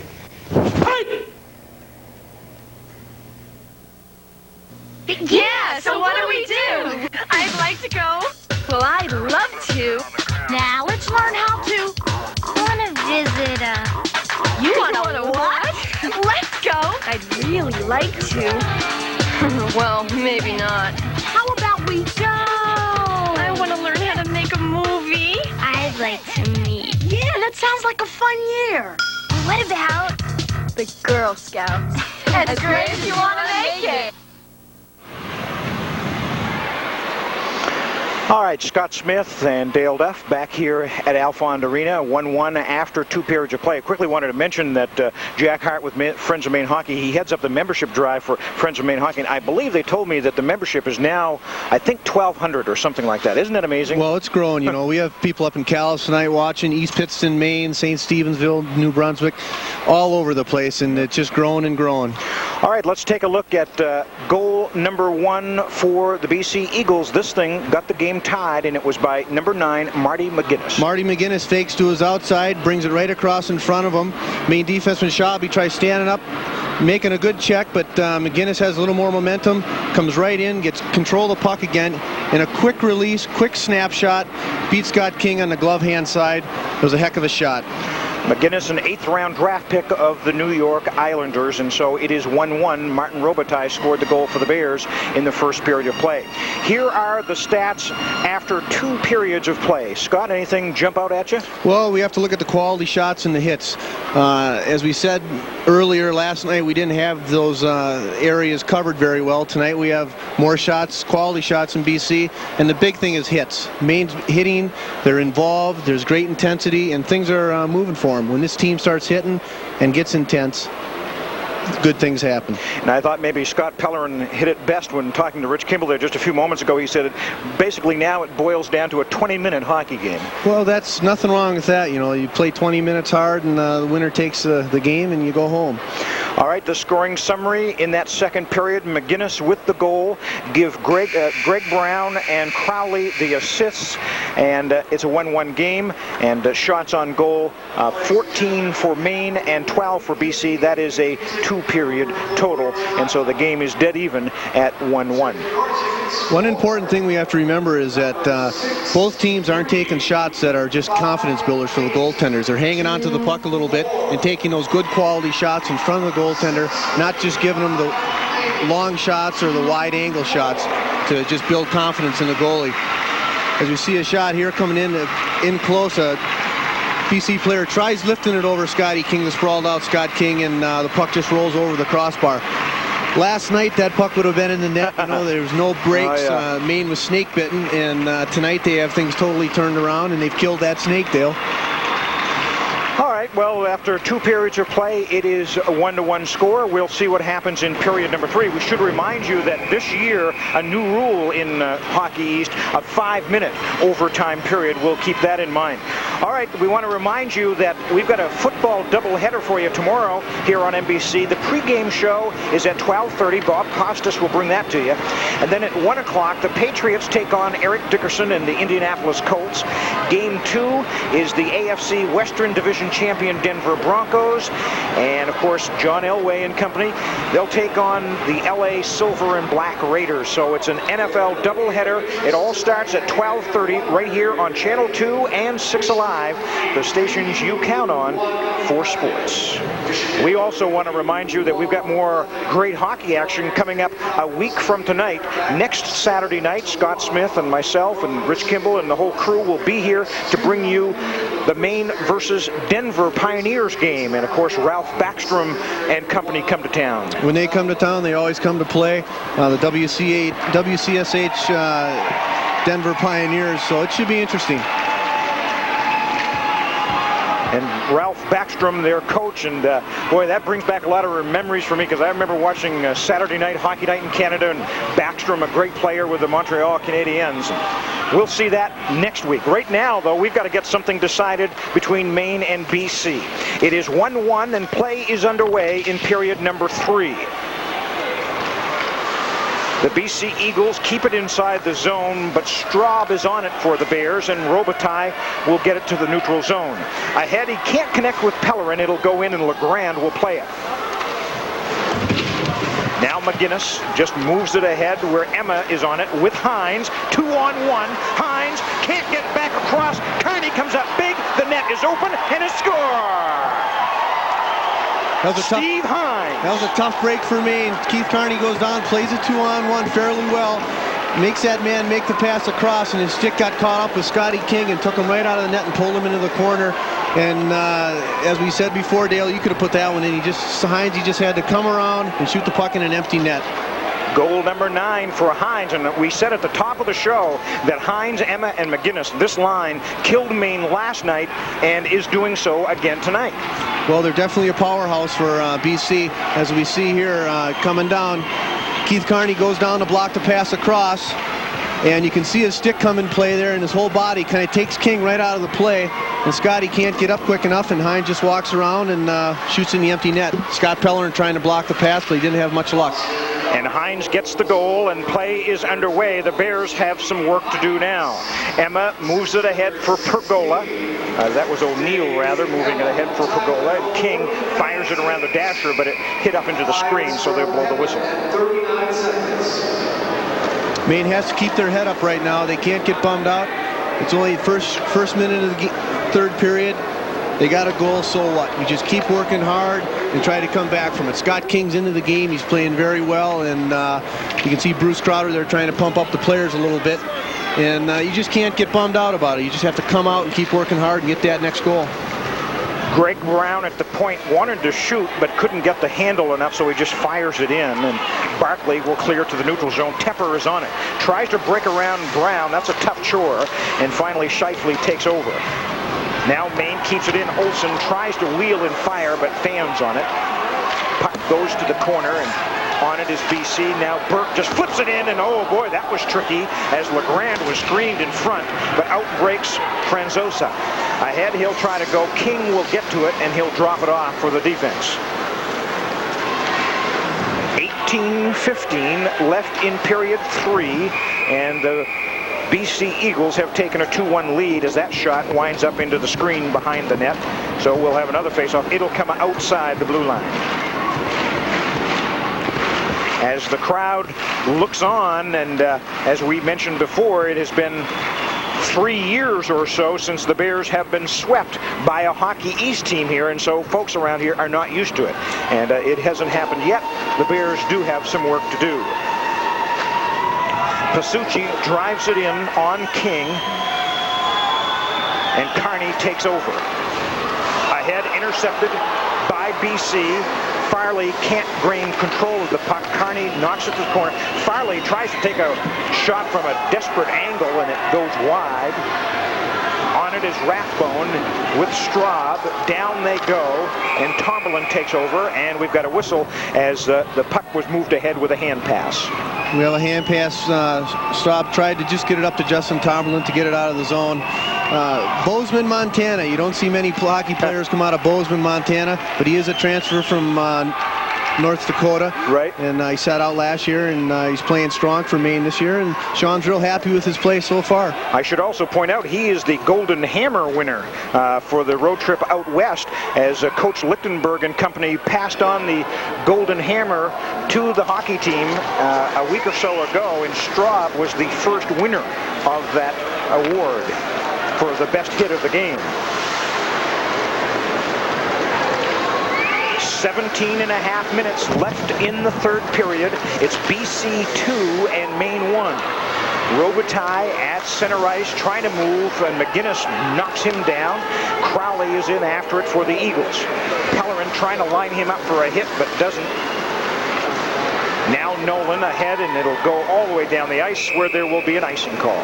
Well, Maine just keeps playing basic hockey, and things are going to happen for them. You can see BC is kind of going into a defensive mode a little bit, trying not to. You see Brian Belfay on the ice right now, trying to wind up this crowd of 4,400. Hopefully that'll instill some intensity and motivation with the Maine players. It's always a great feeling to play here and come on back up to Orono, because the fans are so great here. If you're down or up, they're always behind you. It was about this point last year, I remember, in the North Dakota game, and the crowd was such a factor in one of those goals. Now Dennehy just flips it in the main zone, but Murphy is there to play it. The Bears, Montgomery can't get the puck, and now Perron does. At center ice, he'll just flip it in, and the Bears will go chase. Legrand does a nice job stopping it, though. Back to the point it comes to Burke. He'll fire it in deep where Montgomery will get to it. Rubbed to the boards by Dennehy. And now there's two other players as Robitaille is taken to the boards by Clary. And Clary fires it around the dasher. Maine keeping the pressure on. It is a must. Dennehy and Montgomery again. And Dennehy doesn't know where the puck is. Belfay does. It's right on net. And Legrand had to come up big again. Well, you win those battles and you're going to get some good opportunities. Another icing call on BC, and the crowd gets up and gets at it again. And Sean Walsh giving the troops a pat on the back. Well, Brian Belfay and Jimmy Montgomery working very hard in that corner. As we see, Sean was the New England Coach of the Year in 1988, which is a great honor for him, and those awards are going to keep coming his way as he keeps his program going strong. See some people in the upper deck that are getting kind of rowdy. I'm telling you, that brings a lot of good feelings to those Maine players on the ice. I haven't heard the attendance yet, but I'm assuming that this is the 68th straight sellout here at Alfond Arena. I'm sure that it is, because I don't see any empty seats. Now behind the net, Tepper and Barkley trying to fight for control. BC, though, gets that control, and Scheifele starts out. Steve slights Scheifele. Ahead it'll come to Franzosa and Guerin, but Maine trying to take over, and Barkley does. Now Keith Carney. Ahead, intercepted by Scheifele for the moment, knocks it to the open wing. The Bears clear the zone, and Maine will change up. 15.5 minutes left in period 3. It is BC 2 and Maine 1. Now out breaks Rathbone. He'll fire it wide of the net, and Carney is going after it. Rathbone is on it, though. He has no help as BC wants to change, and does. Now it is Olsen trying to move through. He's being stick-checked from behind by Barron, and it was successful, and BC takes over. Rathbone at center ice drives it in behind the net. Link goes to it. Rathbone is there along with Clary behind the net. There's a scramble for the puck, and Roy has it. Now Robitaille and Pellerin as Maine having trouble getting out of their own zone. Cross wing it comes to Pellerin. He'll just dump it in and then go chase. Oh, he's hit hard by Pizzucci, and a penalty is coming up on BC. Robitaille shoots, it's saved and loose in front, and then Legrand holds on. Penalty coming up on BC. Pizzucci's going to go off for interference. He just kind of hit Scott Pellerin right in the neutral zone. We'll take a break. It is BC 2 and Maine 1.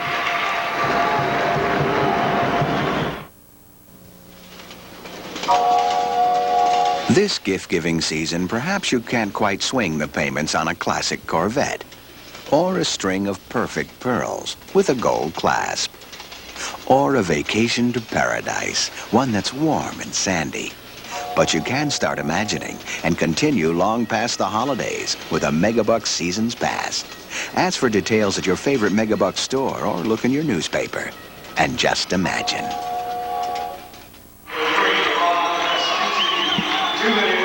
As we see the penalty here, the BC defenseman just kind of hit Scotty Pellerin. He dumps in the zone, and he doesn't have a puck, and that's interference. Player has to have a puck in order to be hit. This is a big opportunity for Maine right now to come back with a goal. 14 minutes left in this game. Olsen is out there with Montgomery and Barkley and Straub and Scremin on the power play. Hines is out there with Emma to kill it. Those are definitely the BC's best forwards. Crowley and Brown, their best defensemen, are out there. This is a crucial juncture of the game. Scremin at center ice with Hines. It's up against the boards, and Barkley breaks in. He'll wind up, and it's deflected wide. Montgomery and Hines go after it. Barkley now against Brown, and Montgomery with it. Jim Montgomery holds to Straub. He'll fire it. It's tipped wide. Now it's Scremin trying to move in deep to keep it in the zone, and does. Olsen goes behind the net.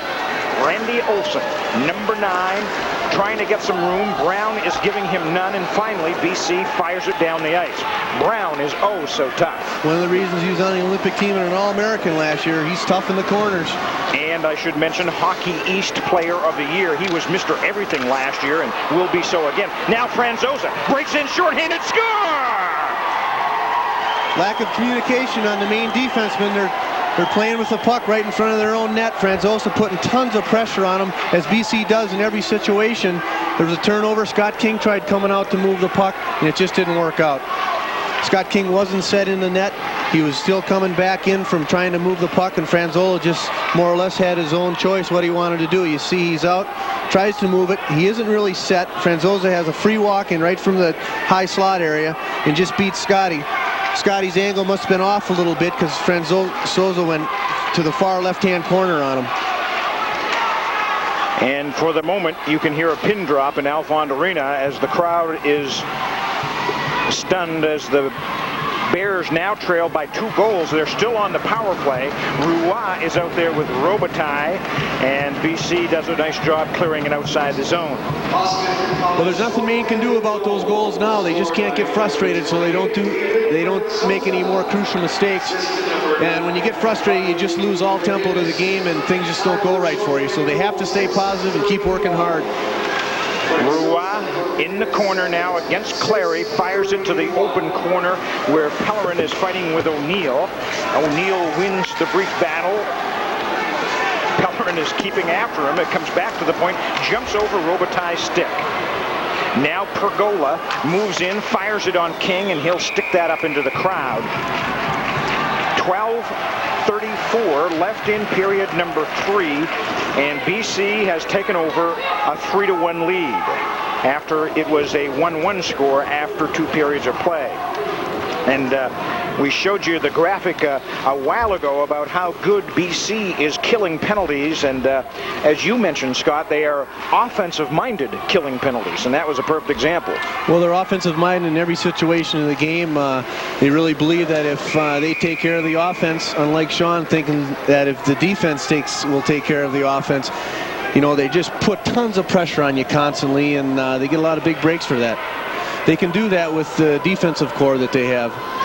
As Len Siglarski looks on, and one note about him is kind of interesting. He was a great baseball player as a player at BC, along with a hockey player. He played shortstop, and Joe Morgan, manager of the Red Sox, was the BC second baseman back in the early 1950s.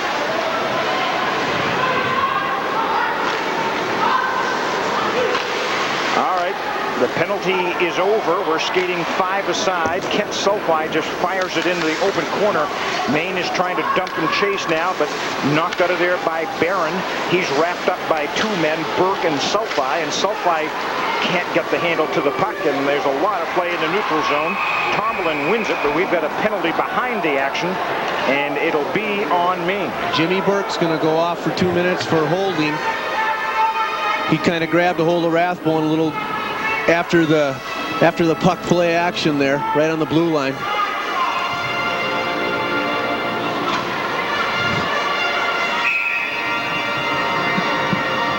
"11 minutes and 57 seconds left in the third period. And now Sean Walsh and his company will have to kill off a penalty, as the crowd heard something, I'm not exactly sure what, but responded. And anyway, BC will have the power play. They've got Emma and McGinnis and Hines, that powerful first line out there, with Brown and Crowley on the power play, and they break in offside. It's imperative for Maine not to let BC set up its power play. As you saw right there, Maine stood up on the blue line, and there was an offside. When you stand up on your defensive blue line, it creates players to do things that they normally wouldn't do. BC power play leaders, Hines has 2 goals, Emma 2, and 4 men are tied with 1 goal. So they're definitely a powerful power play team. They are trying to get to the 500 mark on the year, and from where they started, it would be quite a thing, and would put them right back in the Hockey East race. Not that they were ever really out of it. Hines battling in the corner with Scremin behind the net. He tips it in front. Emma can't get a stick on it. It jumps in over the net there for a moment. Comes back to the point where Brown has it. Hines knocks it in deep. Now it is McGinnis and Scremin, controlled by BC. Brown whirls and fires to Hines. He wanted to get it to Emma, but Maine takes over. Can't clear the zone, though, and here's Hines. Drops it for Emma. Score! My, oh my, this line is something else. Well, Jimmy Montgomery turned the puck over at the blue line, and BC still had 2 of its forwards in the zone. They just came in, took a nice hard shot, and beat Scott King on the 5-hole right between the pads. Every mistake Maine makes, BC has capitalized right from the get-go last night. Well, that's why BC is such a powerhouse in college hockey. As we see, a good quick pass right into the high slot, and a one-timing shot right through the legs of Scott King. BC's record isn't anything, you know, it doesn't show any of the qualities of their team. Dave Emma, one of the leaders in college hockey, and he's just a great player.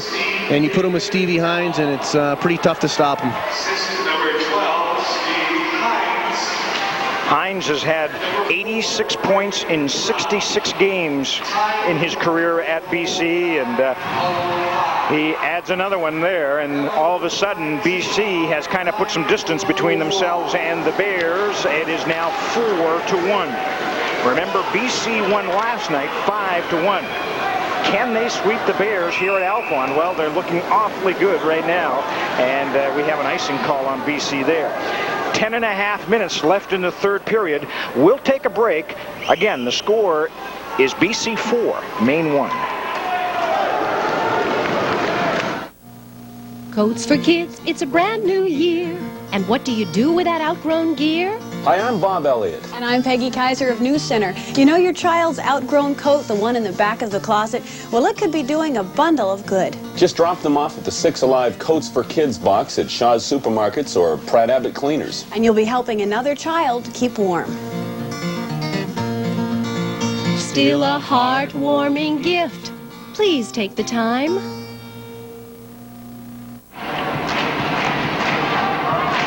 Sean Walsh, not a happy camper, and rightfully so. His team needs to score and score in a hurry. There's a shot from an angle by Perron, and some action after the whistle as Robitaille is knocked down. Robitaille is knocked down more in one game than any other player. He just gets right back up and keeps on hustling.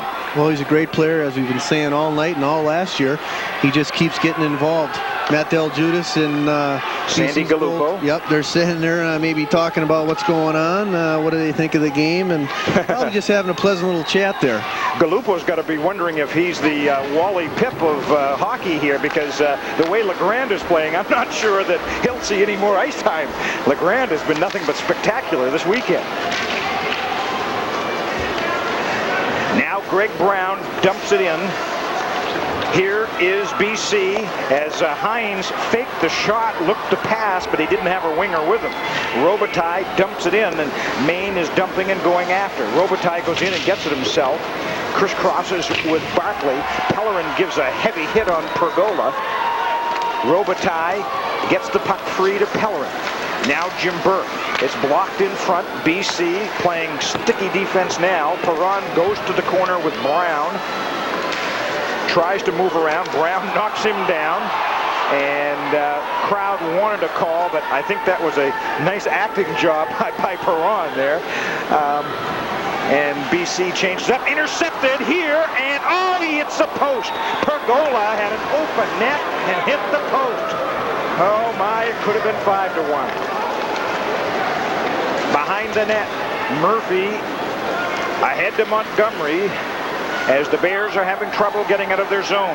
Under 10 minutes now left in the game. It's 4-1 BC. Sophie busts up the right side, tries to go around the net and center it. He's given a heavy hit by Clary. Clary loses his stick. Now Nolan simply wants to dump it outside the zone, and finally he does. Now Sophie comes back and gives him a hit. Here's Belfay. Score! Brian Belfay!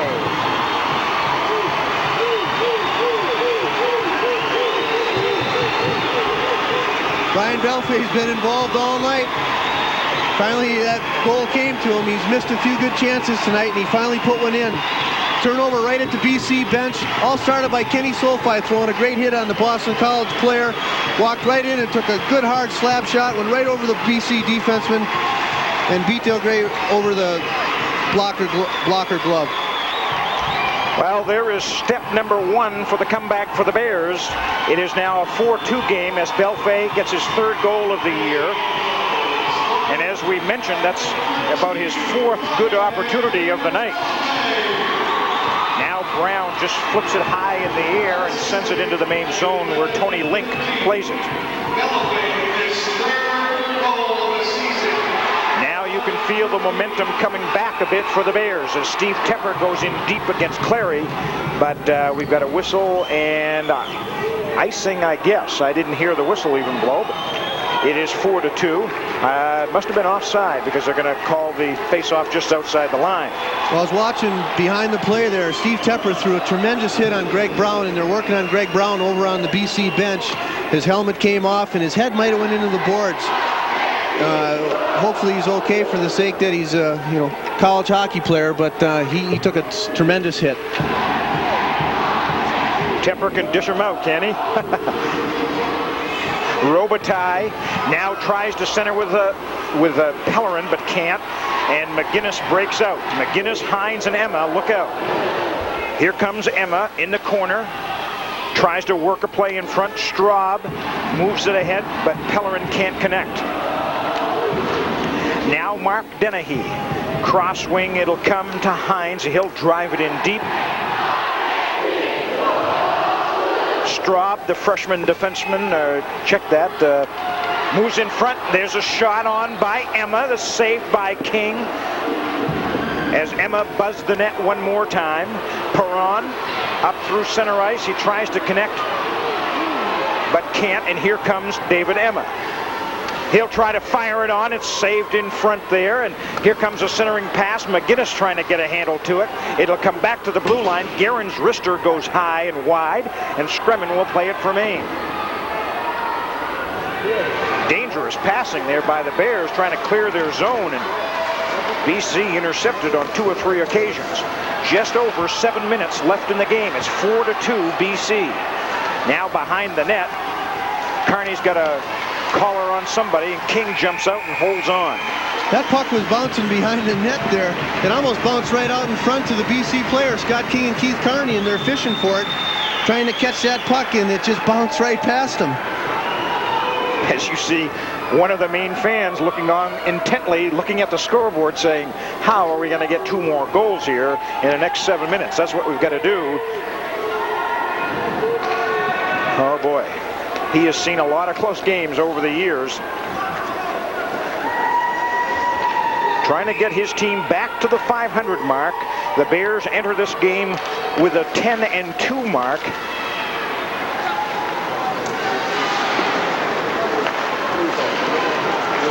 Now it's Montgomery for the Bears. Jim fires it in. SoFi goes after it and does get good shot. Score! Brian Belfay again!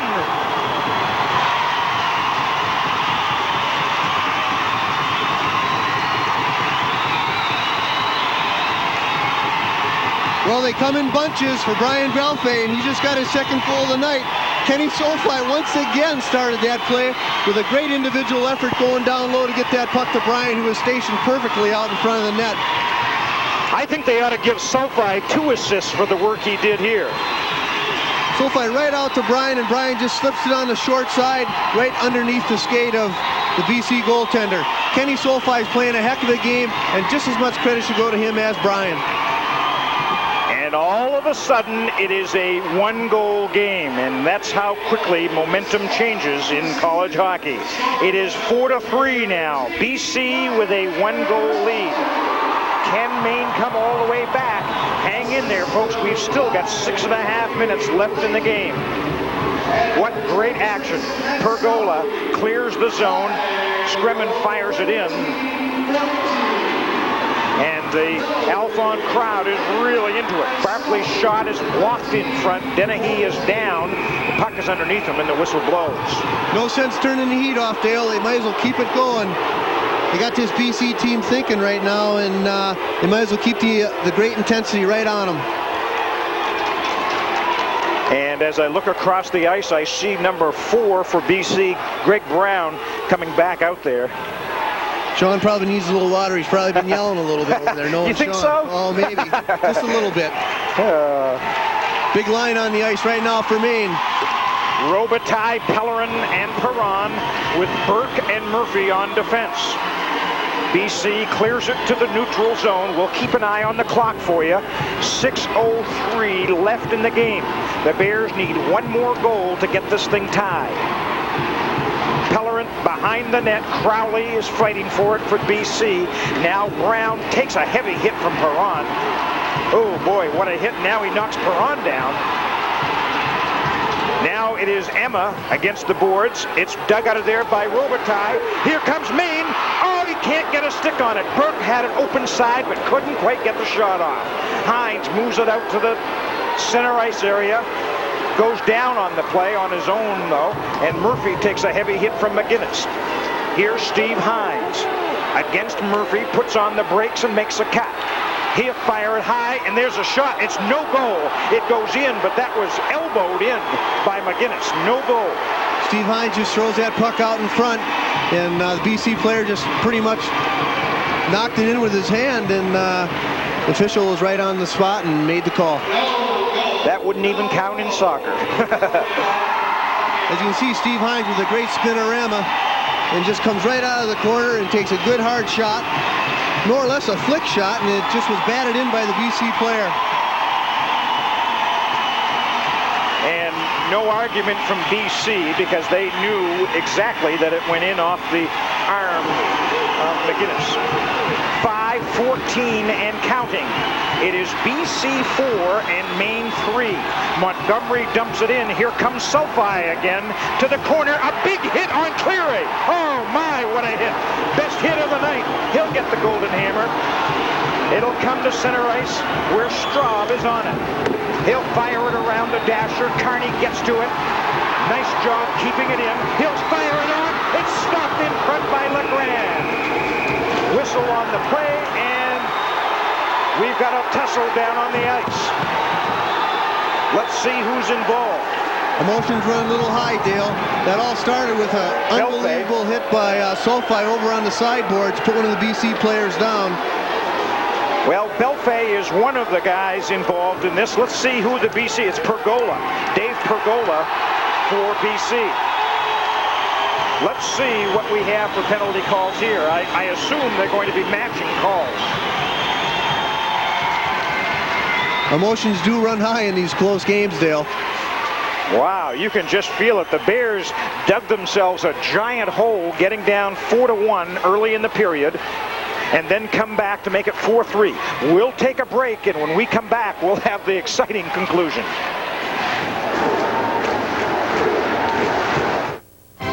Live, it's Big Bird. On stage, it's Bert and Ernie. Life-size characters from Sesame Street are coming to the Civic Center in Portland, Thursday, December 7th through Sunday, December 10th. And the Augusta Civic Center, Thursday, December 14th through Sunday, December 17th. It's a stage show that's full of songs, dancing, and lots of fun. Bring your family to see Sesame Street live. The characters they love on stage and in person. Tickets are at the Civic Center ticket offices and Ticketron.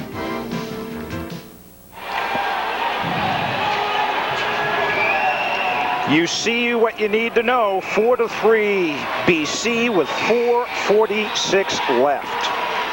Oh my, Sean Walsh gonna get a few more gray hairs tonight after this one. Brian Belfay, he's been the man for Maine tonight. He's been involved in everything.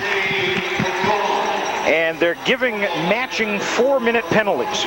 4 minutes for Belfay, 4 minutes for Pergola. And so we'll skate 4-on-4. Perron is out there with Robitaille and Pellerin and Carney. I like that unit for Maine. Crowley and Brown and Hines and Emma for BC. I like that unit for BC. So 8 of the best players out there. Now behind the net, the Bears try to get it cranked up. Guy Perron up over the right side. He'll bust in over the zone. Keep on a trucking. Tries to center it. Crowley does a nice defensive job not to let it happen. There's a scramble behind the net, and who's in the middle of it? Martin Robitaille. Who else? Now Brown behind the net. The clock ticks down to 4 minutes left in the game. The Bears desperately trying to keep the pressure on and get a tying goal. This is McGinnis. He'll try to move around Perron, but can't, and Brown has the puck. He'll move it back as BC tries to change.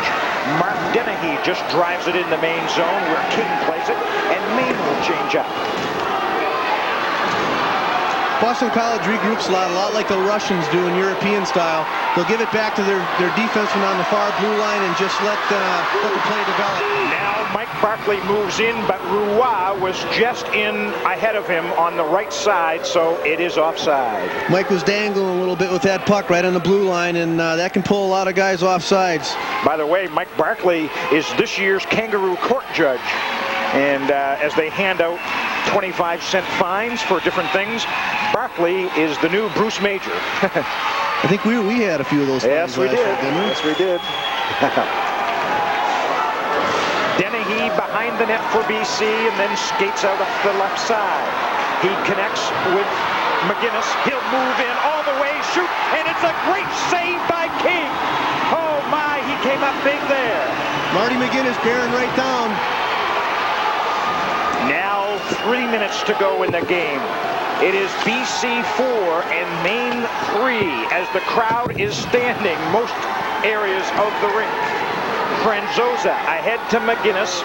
tries to connect with Nolan. He's ridden down on the play by Straub, and Scremin takes over. Roy, fancy stick handles, tries to go up ahead and connects with Montgomery. Can he break in one-on-one? He'll pull up and wait for the troops. Now he'll dump it in deep. Back after it is Sulfi. Goes to the corner, partially held off on the play, and Brown takes over.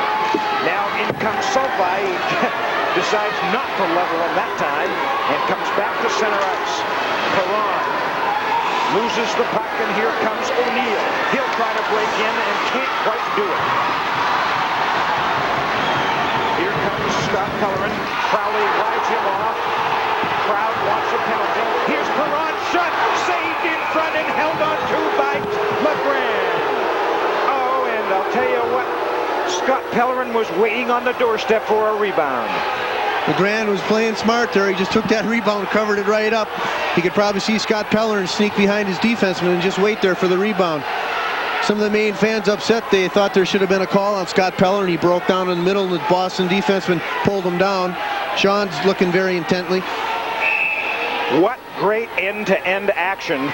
Scott King just came up with a great save on McGinnis. And there's the play that everybody wanted, a penalty call on BC. And I'm not exactly sure whether that was Scremin or not, but... Well, that was Scotty Pellerin coming in, and he just kind of jumped up as he tried splitting the defenseman, and they just wouldn't let him by, and they kind of pulled him down. 2 minutes exactly left in the game, and the Bears looking to get a tying goal. It goes in front, and LeGrand has to be quick to hang on. That thing deflected off of 3 different players and wound up in the glove of Scott LeGrand. Guy Perron just gets control of the puck and just fires it in on net, and it hits Scott Pellerin leg, and it just keeps bouncing. I've seen a few of those goals go in, and let me tell you, those are nightmares for goaltenders to handle, especially with 1:53 left and BC's up by a goal. Remember, we're skating 4 aside because Belfay and Pergola are in the box. King will stick that ahead, and Bears will go on offense. This is Keith Carney. Drops it for Robitaille. He wants to make some magic, and this is Pellerin. There's a shot by Perron, and his shot is stopped nicely by LeGrand. Perron gives his man a hit, but the puck squirts down to King. 1.5 minutes left in the game. Maine pressing hard. McGinnis is tripped up on the play. The puck goes to the open corner. Now McGinnis is on it for the BC Eagles as Franzosa has it and dumps it in on the Maine zone. 1:07 will keep an eye on Scott King. When will Sean Walsh pull him for the extra attacker? Now 55 seconds left in the game. Dennehy trying to connect with Clary. Now Franzosa. The Bears desperately trying to get their hands on the puck. They wave off icing. 45 minutes left. The matching penalties are over. Here comes Belfay, but he's offside. Oh, Belfay almost had a chance to break in, but when he came out of the box, he was not onside. Oh my, that was close. 41 seconds left in the game, and the face-off will come back in the Maine territory. Sean giving some instructions out to his players. This is a crucial face-off for Maine. They want to get control of it and hopefully break someone up the sideboards and get her down in the BC zone and get something created. They only have 41 seconds left in this third period. We'll keep an eye on Scott King and see when he is going to come out. He's conversing with Sean Walsh right now, trying to find out when. And now we're going to get a timeout. I think Sean Walsh wants to take a 30-second timeout and does. Each team can have a timeout in a game. And Sean Walsh wants to take one right now. And so it is 4-3 with 41 seconds left in the game. All right, while we have a break in the action, we want to remind you that the Black Bears have come out of the gate faster than most people have expected. And they have a chance to show the folks out west what Maine hockey is all about. Denver comes to town next weekend. Last season's co-rookie of the year, Scott Pellerin and Guy Perron and all the others will take on the Pioneers from Denver And you'll see it right here on Channel 2 and 6 Alive. The stations you count on for Maine sports. That should be a good one. This is a pretty unusual call. Sean Walsh has called the BC goalie for having his goalie pads too wide. Aha. Interesting. Interesting. I've heard of them checking the stick for curvature.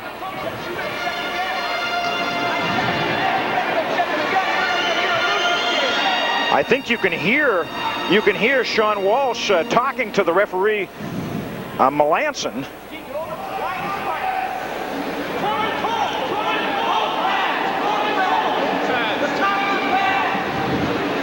What's he saying? Well, the goaltender can't have his goalie pads too wide, so Sean's pulling this rule out of the rule book, and they're going to check the width of the pad. Hopefully they'll get a power play out of this.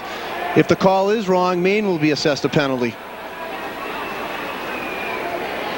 You don't see this one very often, Dale. This is something, and I think coaches around the country are either for or against this whole idea of trying to pull this one out of the bag. A lot of coaches don't like this maneuver.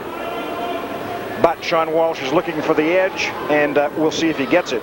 Lenny Sokolarski looks kind of nonchalant about it all. It did backfire on Maine. They were assessed a penalty.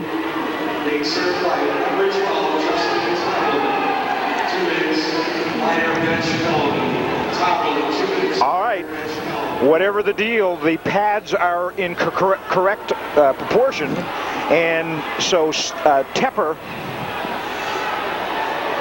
will serve the penalty. It'll be called a bench minor on Maine, and it backfired. Well, Sean's trying to, do anything. You look at the width of the stick, the width of the goalie's stick, the width of the pads. There's a lot of little rules, small print as we call it, that teams can get penalized for. And Sean tried pulling that one out, and it backfired on him. But, hey, Maine isn't out of this yet. Well, and the way LeGrand has been playing, maybe he wondered what he was using to stop the Bears this weekend. He's done a magnificent job, but the pads are legal. Let's put it that way. All right, the Bears with 30 seconds left in this game, and they are now playing shorthanded. In fact, they're playing 2 men short. And this ought to do it unless the Bears can somehow catch BC up ice. Robitaille trying to do just that, but 2 men are back as time winds down. 10 seconds left in the game, and BC is going to sweep the Maine Black Bears at Alfond Arena. It's over. This is a great character builder for the Boston College Eagles. Slow start or not, they came on strong. We see Sean coming over to talk to the linesman. And Sean still wants to talk with the officials about something. I don't know what. He's going to continue to follow them, and we'll see what happens. He shakes hands with the BC players, and he says, I got to have a word with you guys. And finally he does. What a weekend of college hockey. We'll take a break and then put the wrap to it all. BC wins this game 4-3 and sweeps the Bears at Alfond Arena. We'll come back with the recap after this timeout.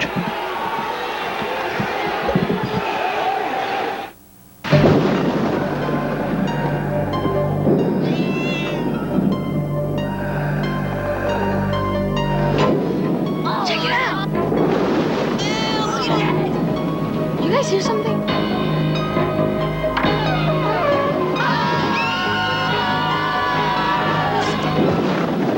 You guys are so immature. Was that your sister? I'm not sure.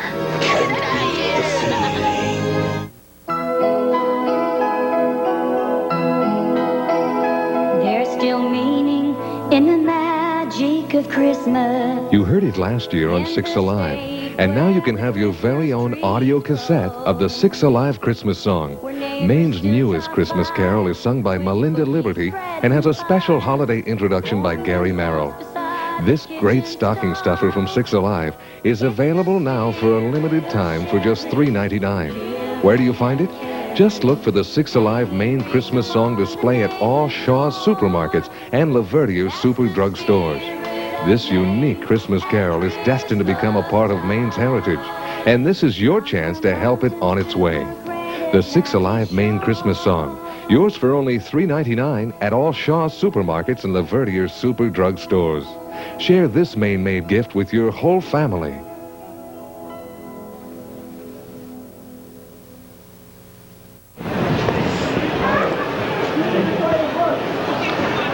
All right, the BC Eagles have beaten the Bears from Maine 4-3. We go down to Rich Kimball.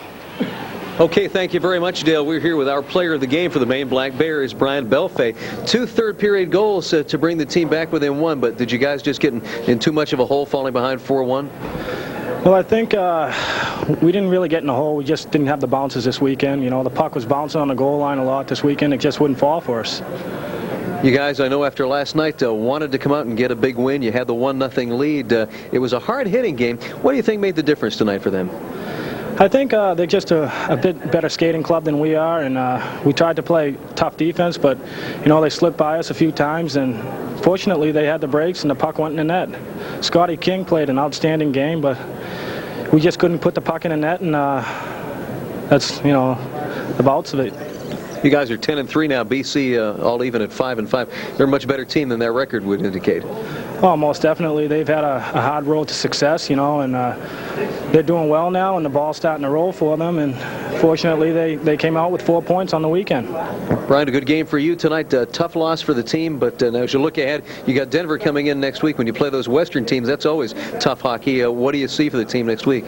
Well, not looking towards this weekend to Denver. We have Merrimack on Tuesday, and I think we're looking towards Merrimack right now. They're a Hockey East game, and we're going to try and pick up 2 more points there, hopefully. It'll be a road game, and it'll be a tough contest, but hopefully we'll fall on top. Okay, Brian, thanks very much and good luck. Thank you. Brian Belfay, 2 goals in the third period for the Maine Black Bears, but they lose 4-3 to Boston College. Let's go back up right now to Dale and Scott. Rich, thanks very much, and definitely the word is parity in Hockey East. 4-3, Maine loses this one. We'll wrap it up for you after this break.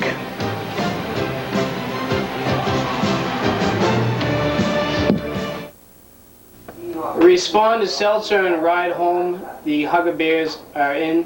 And 412 on the way. The Hugger Bears have invaded, and it took 50 police departments from all around Maine to round them all up. I'm Jeff Marks from Six Alive, here to report that because of you, every child in crisis in Maine will get a Hugger Bear. We had hoped for 3,500. You gave almost 6,000 at ERA offices, Burger King restaurants, and Shop and Save supermarkets.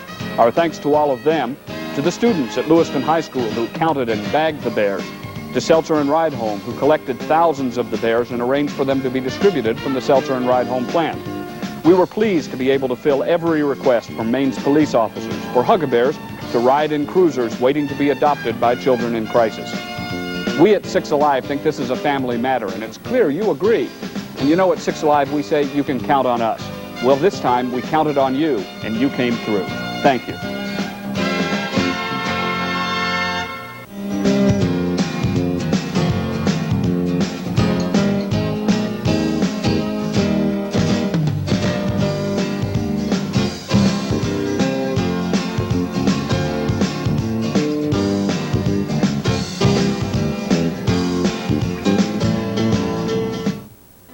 University of Maine Black Bear Hockey.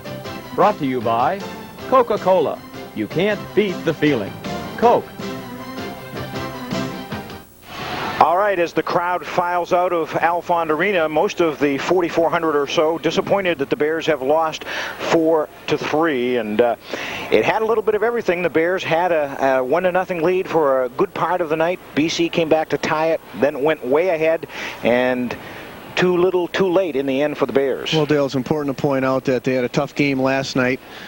Things didn't go well for them at all. They were very flat. They came out and played a much better game tonight, and I'm sure Coach Walsh is going to build on that and try bringing that momentum back into Merrimack. Sure, it's a tough loss, but they're going to have to come back from it.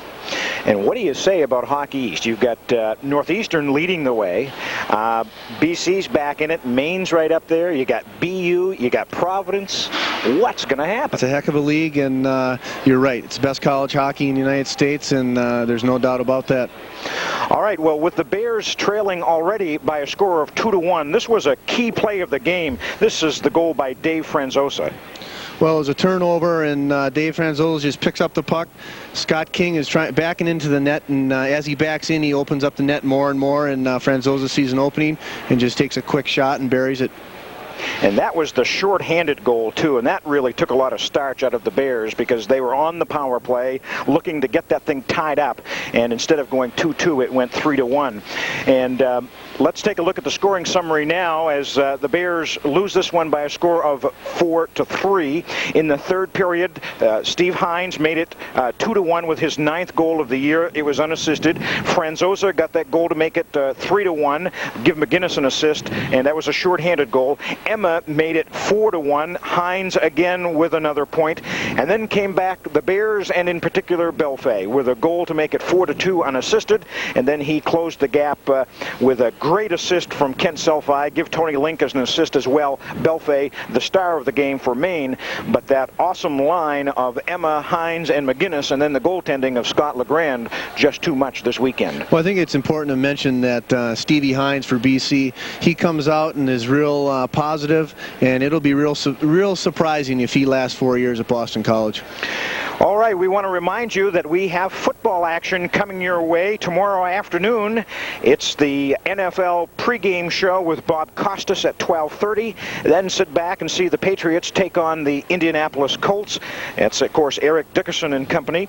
Also, in the second half of the doubleheader, you'll see the Western Division champion Denver Broncos, of course, with their talented quarterback John Elway. They'll take on the LA Raiders, the silver and black. So it's a big doubleheader of football action tomorrow afternoon. We want to remind you that a week from tonight, we'll be right back here to bring you great action as the Denver Pioneers come to town with their coach Ralph Backstrom and company, always one of the top teams out west. And you'll see the Bears take on the Pioneers right here next Saturday night at 7 o'clock. And as we look ahead even further, we want to remind you of our basketball coverage coming up. The Black Bear basketball team, by the way, lost to BC in Portland today, but it was an outstanding game for the Bears. You'll see all the action coming up here on the Maine Broadcasting Systems as Bill Green and Tony Hamlin bring you the action January 10th against the Vermont Catamounts. That will be our first basketball game as we coverage continues. All right, for Scott Smith and Rich Kimball and the entire production and engineering crew of the Maine Broadcasting System, we thank you for joining us. And again, the final score is BC 4 and Maine 3. We'll see you a week from tonight. So long, everybody.